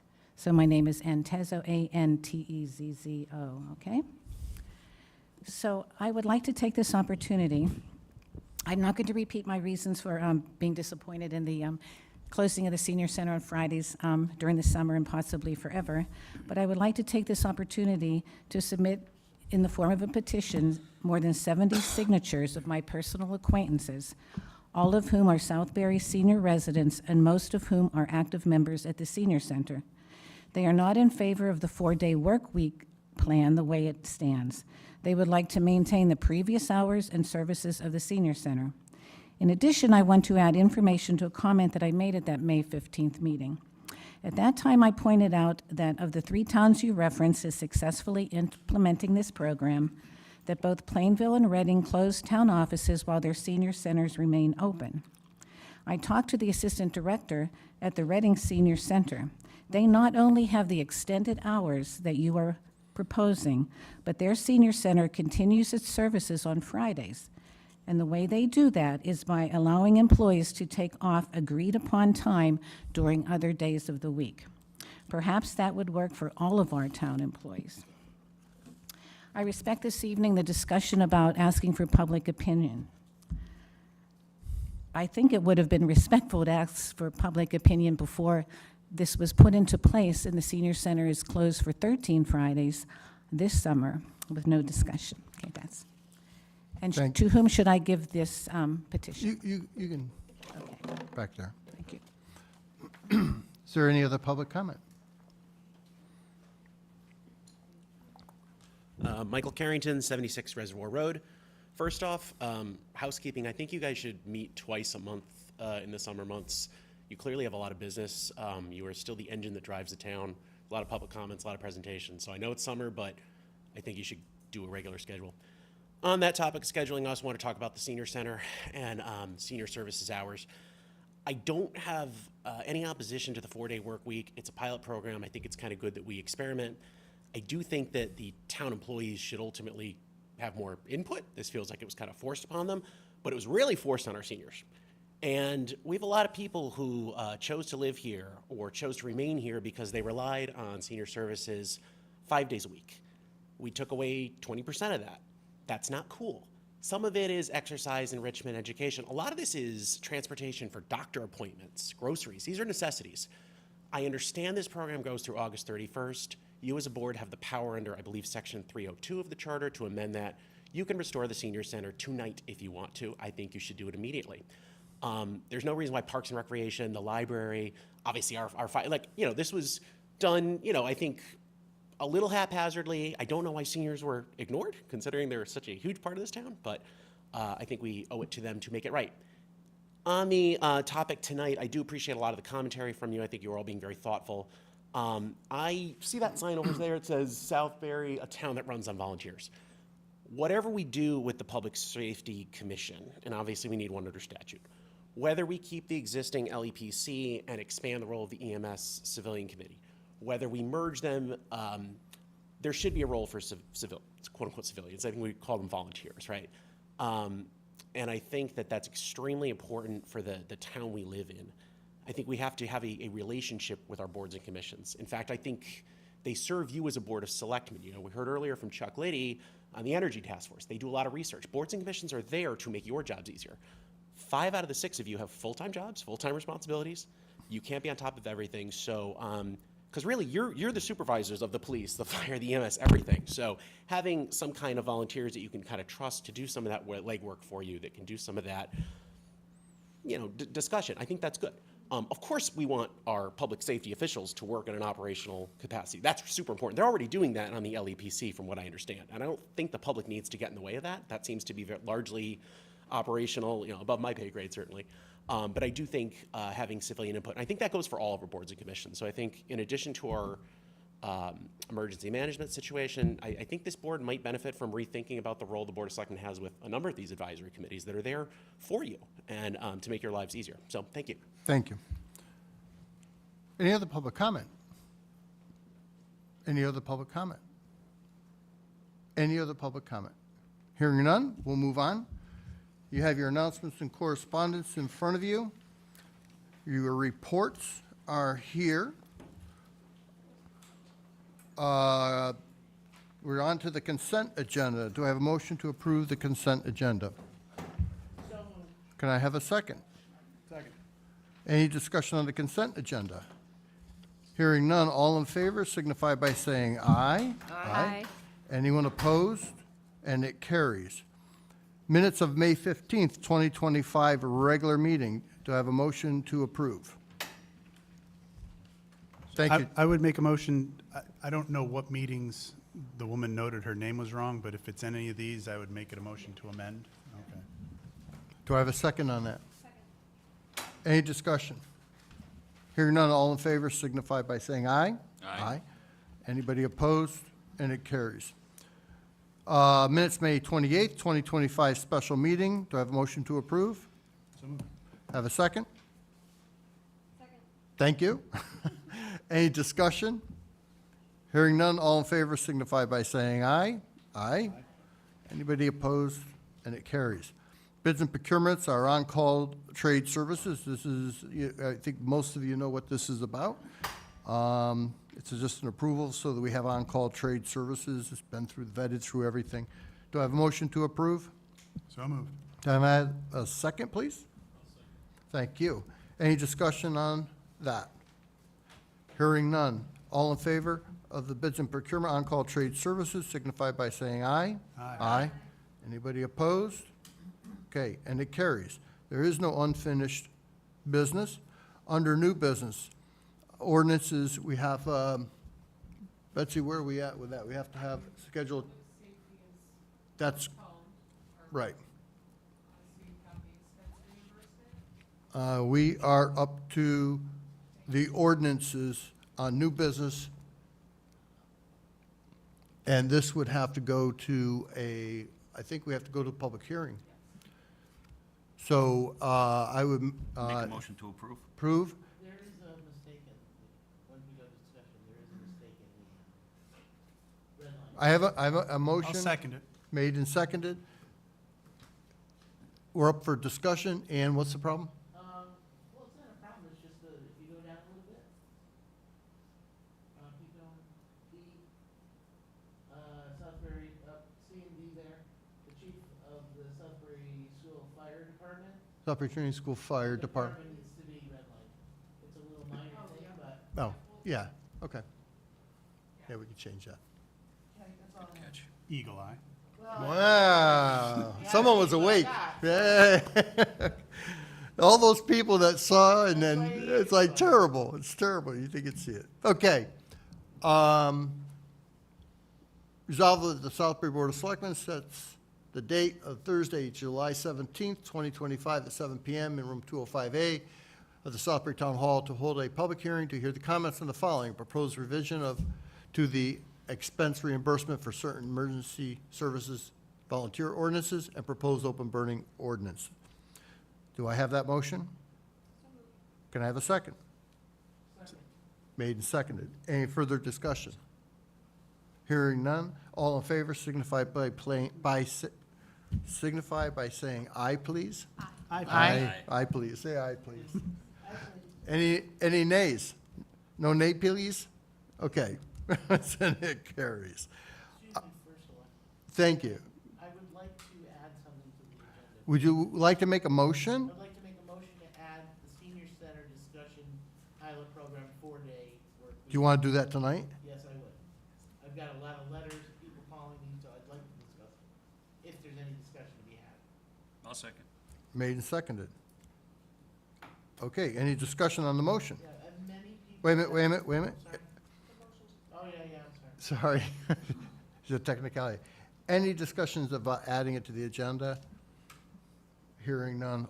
All in favor signify by saying aye. Aye. No, any nays? It carries. It's under unfinished business. It'll be under new business. You have the floor, Ann. It's just the amount of. Are you live? Sorry. Thank you. Oh, my goodness. So the amount of outreach that I've had of people contacting me, seeing people in the grocery store, wherever, with this concern of seniors not having the services on Friday. I think I was a little remiss when I read that pilot program.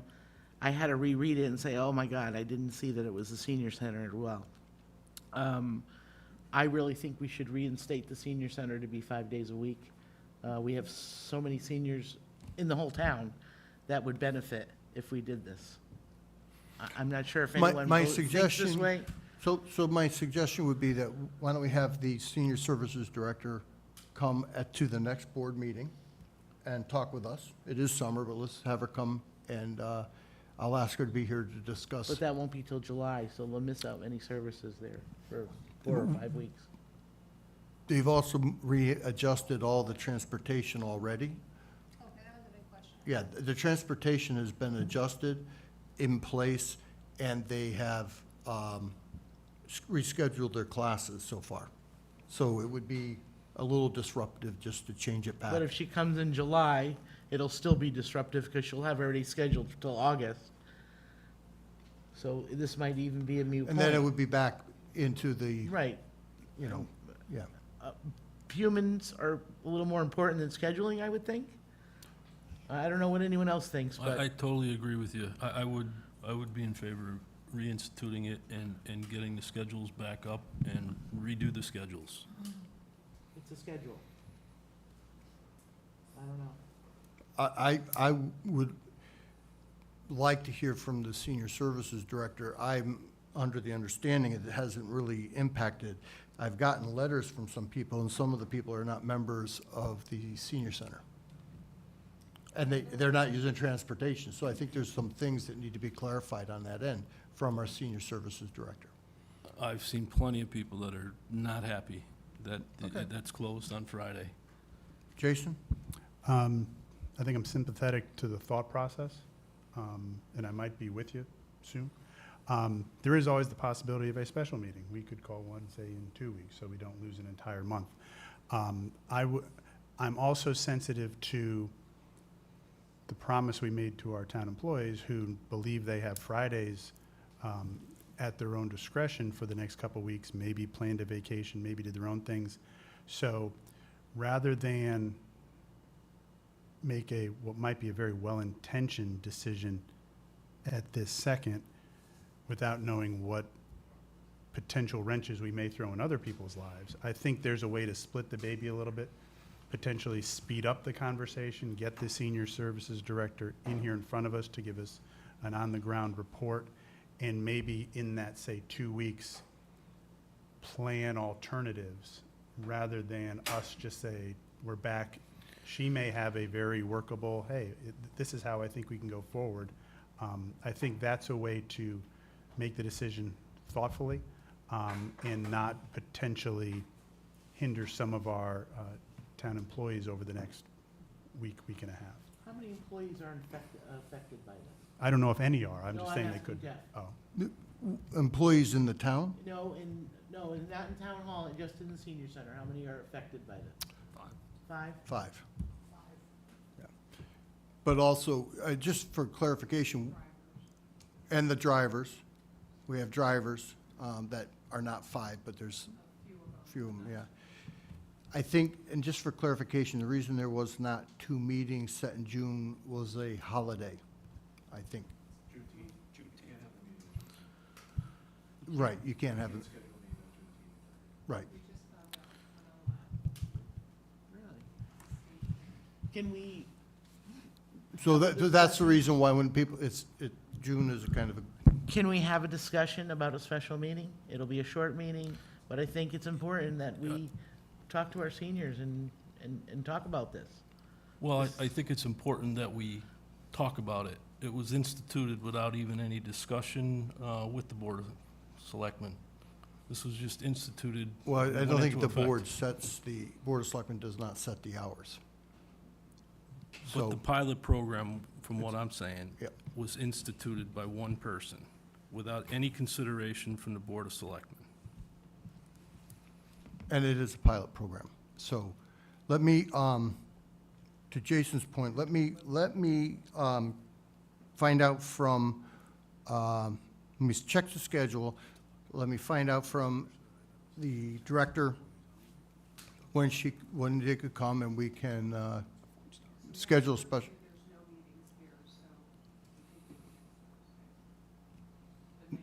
All right, and I can schedule, Well, it's Juneteenth. so next Thursday's, okay. All right, Monday I will take a look at the calendar, see if we can get a special meeting when Andrea can get here, and we'll put that out. Thank you, because I think it's important. Yeah. I really do. All right. So we discussed it. We're going to post. We're not taking action. We're not going to take action. You're going to look to schedule a special meeting. Right, special. Monday, we'll look at that. All right.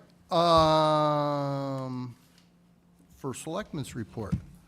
So at the top of our report, good news is, when I checked the pool this morning, the sun was shining and the pool decks were being power washed in anticipation of opening day.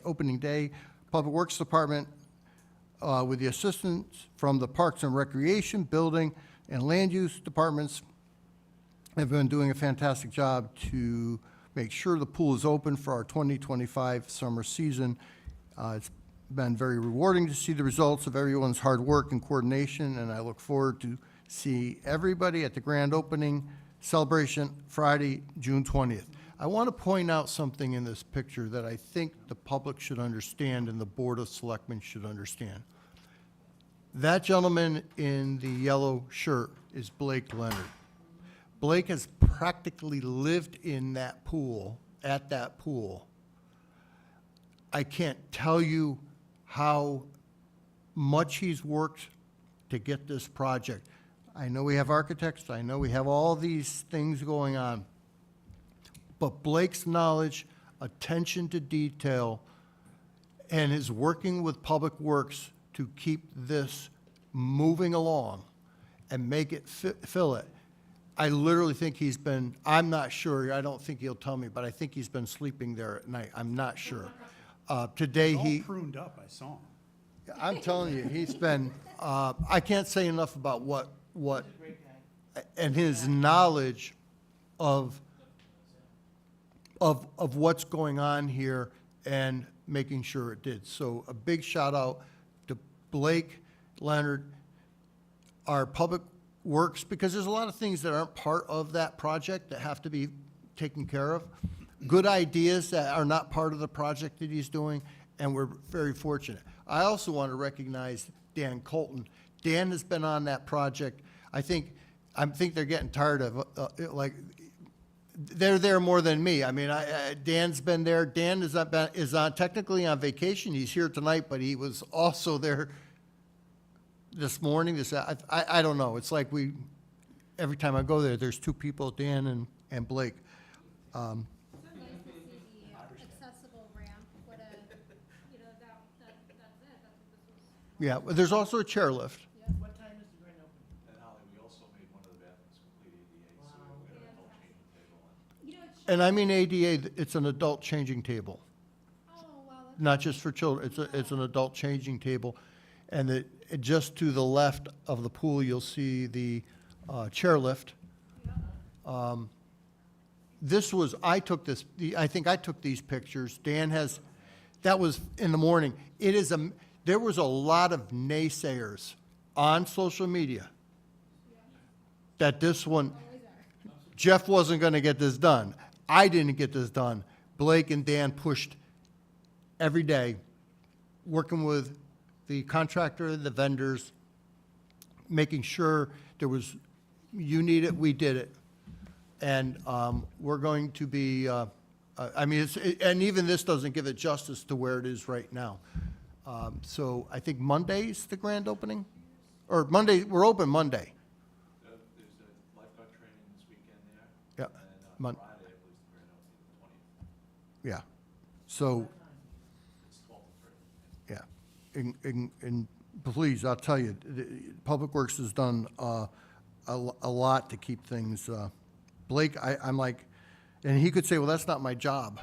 That's been outsourced. But he wants this pool to be as right as he can be, so. And we passed both the state and the local health districts was there.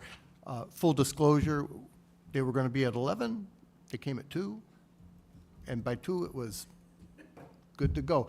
They said something about testing the water. I said, I don't know about testing the water. All that water that's in that pool is drinking water from Connecticut water, so I hope it's okay.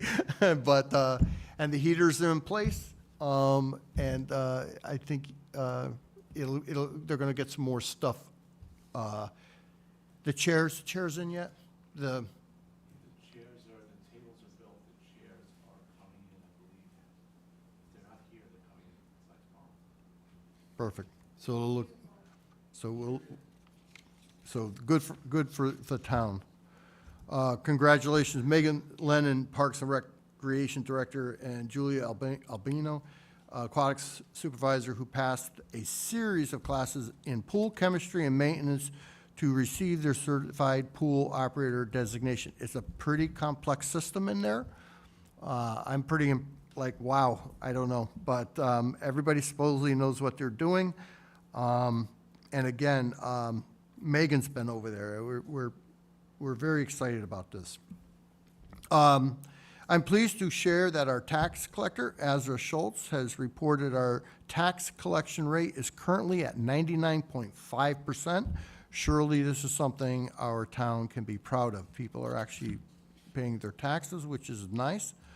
Reconstruction of Old Field Road Bridge has started. We anticipate a fall of 2025 completion date. I don't know if anybody's seen the amount of equipment that's over there. Our library summer reading program began on June 7th.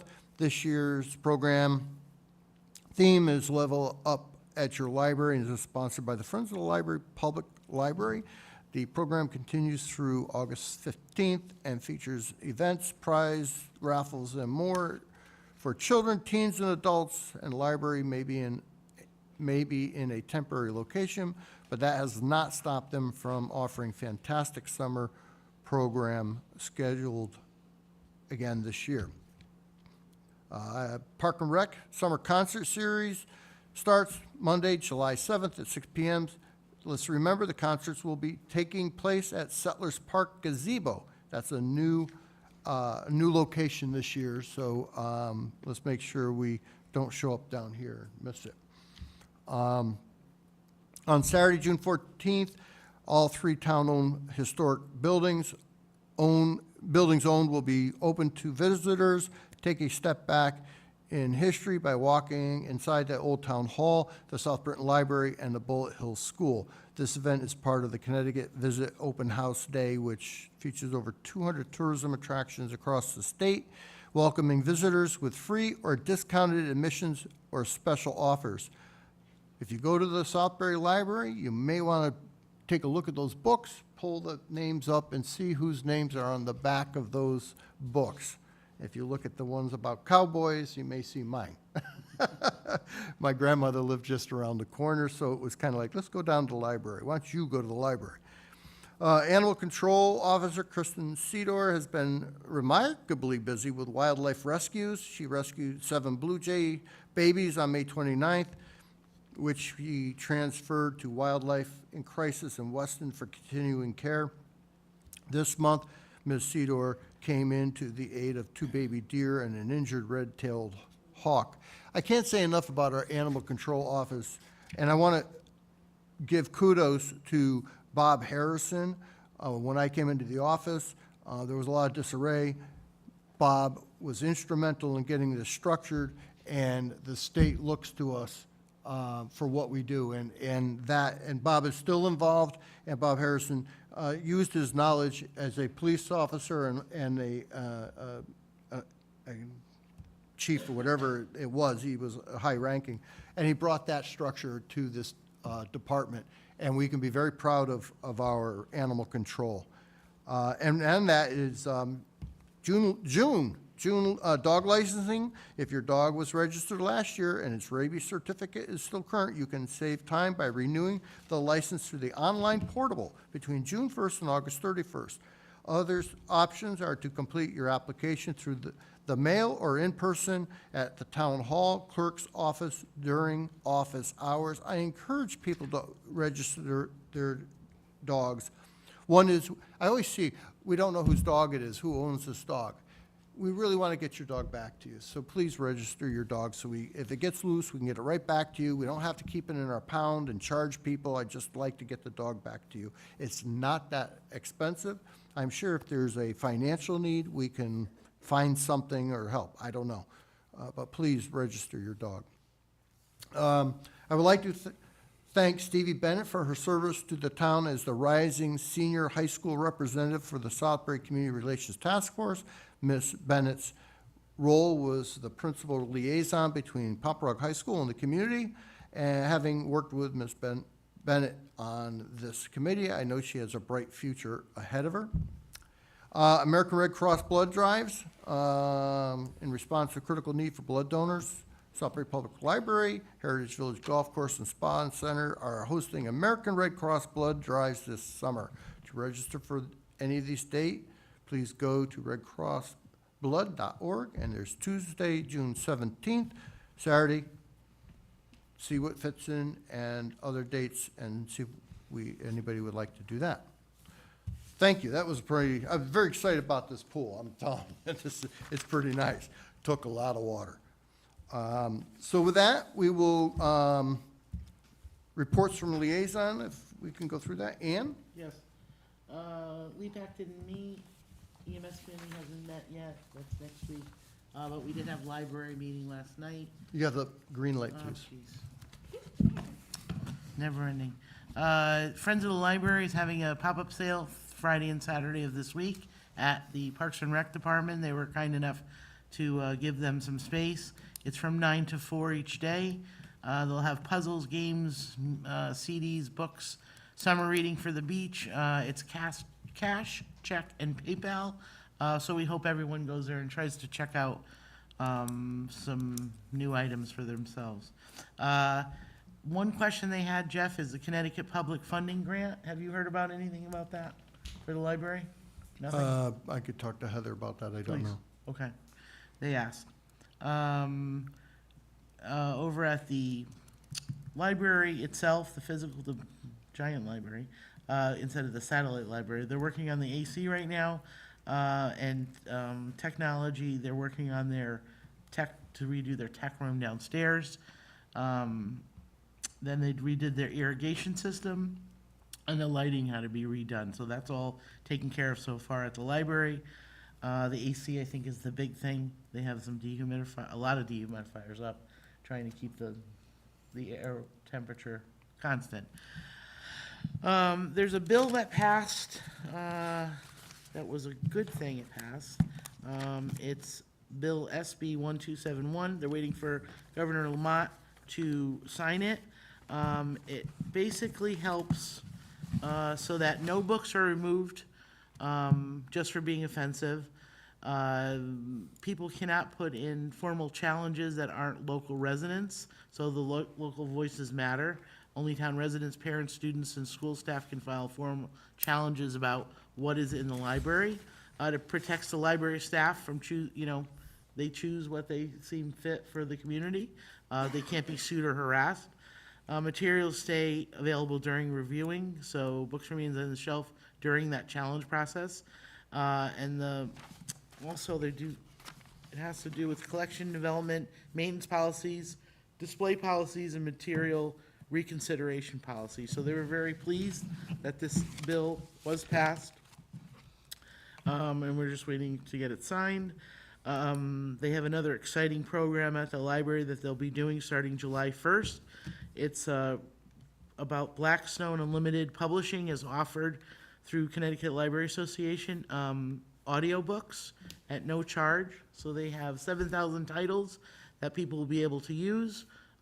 Say one person wanted, Holly and I wanted the same book, or 100 people wanted the same book, the audiobook, we could get it. It's a new type of program.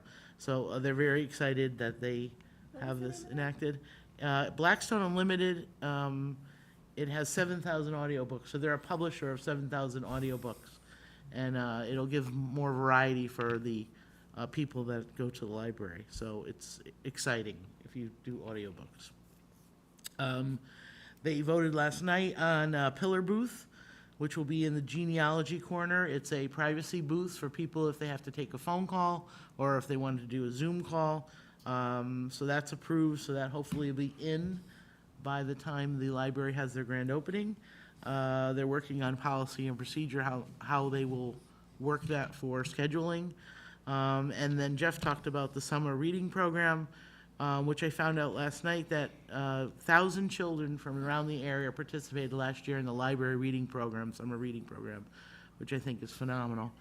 They have an adult program and they have a scavenger hunt. So anybody that wants to learn more about any of these programs, they need to just go on Southbury Library online and go to Beanstack, and they can sign up for all different types of fun things for the summer for adults and children and teens. And that's it. Thank I you. apologize, look at my phone, my wife was wondering when we're gonna go to eat. Yeah, Tony was Dinner, just I asking said, me I the think same it's thing. breakfast. Yeah. Okay, So thank you very much. That's it. thank you. Okay, Economic Development meets next week. IPOC will next meet over the summer. Pool Oversight did meet, and we got an update that it was gonna be close, but we would get there, and obviously that was correct. EDC Task Force did meet last week, and we talked briefly about the Volpe Rosen program and what might be possible there, what our Planning and Zoning Commission is doing in regards to the rezone of the IBM property, and what, if anything, can be done as far as a 10-hour-a-week EDC person, which seems to be not much. So that's all I have for now. Thank you. Tim? Conservation Commission did not meet, the Community Relations Task Force did not meet, and Park and Rec did meet over at some of the commissioners met over at the old Grange Hall. They're looking into possibly getting somebody interested in that and maybe raising some private funds to do some rehab. I know Arts and Culture expressed an interest to it, so that's about all. Okay. Holly? So Region 15 did meet on June 9th. And lots of accolades. It's that time of year. It's their last Board of Education meeting for this academic school year. So lots of recognitions from sports to teachers and all of the students that excelled throughout the year. They are now adjourned until September 8th. So we will not have an update from them for a little bit while they enjoy their summer break. And obviously, this is the time of year with lots of things going on with the schools, end-of-school activities, graduations, and I just caution the community to remember to drive safely. It's a very tough time of year. Jason? Charter Revision held a public hearing a couple weeks ago. That would wrap up, or just about wrap up, our statutory duties of, there's one more meeting coming up next week. We will present this board with our draft recommendation. The calendar is quickly slipping away from us, so if we're going to be having a special meeting in a couple weeks, killing two birds with one stone might not be a terrible idea to take up the draft resolution as well there to begin, because whether we know it or not, we have a bunch of things we need to do on this board with that. So I would make that recommendation. Senior Commission did not have a quorum, so we did not meet. The Energy Task Force met again this week. As you may have heard, we're looking to put some solar arrays at the transfer station. Yeah. I'd be happy to go through the whole presentation again if we would like. Other than that, that is my report, Mr. First Selectman. Okay, I would entertain a motion to enter an executive session to update the board on police negotiation contracts, inviting Dan Colton in with us to go over that. So moved. We're we're going to executive session.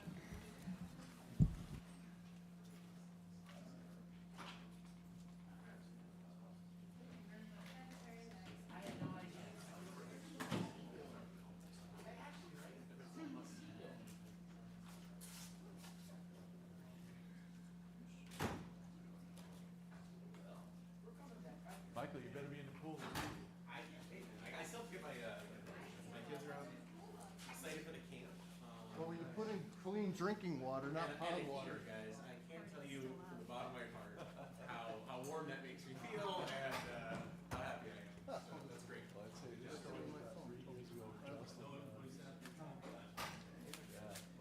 Justin's got it pushed. This is the meeting. Okay. Let's go, kids. Let's go. Let's go, board.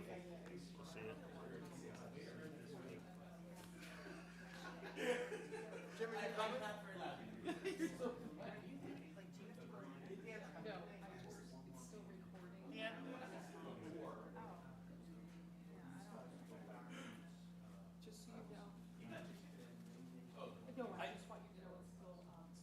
Michael, I didn't get my tickets.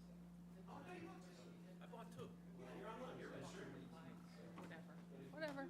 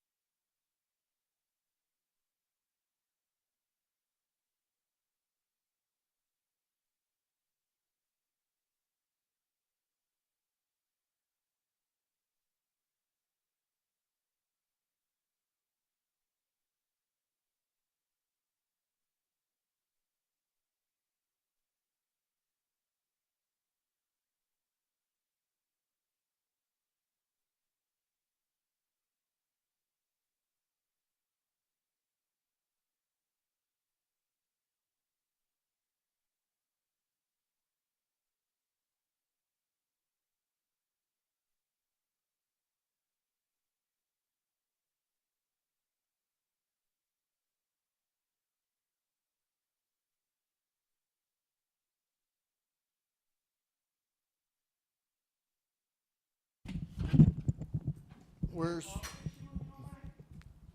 we have a quorum. Do we have a motion to adjourn? So moved. Do I have a second? All in favor signify by saying aye. Aye. Aye. And we're adjourned.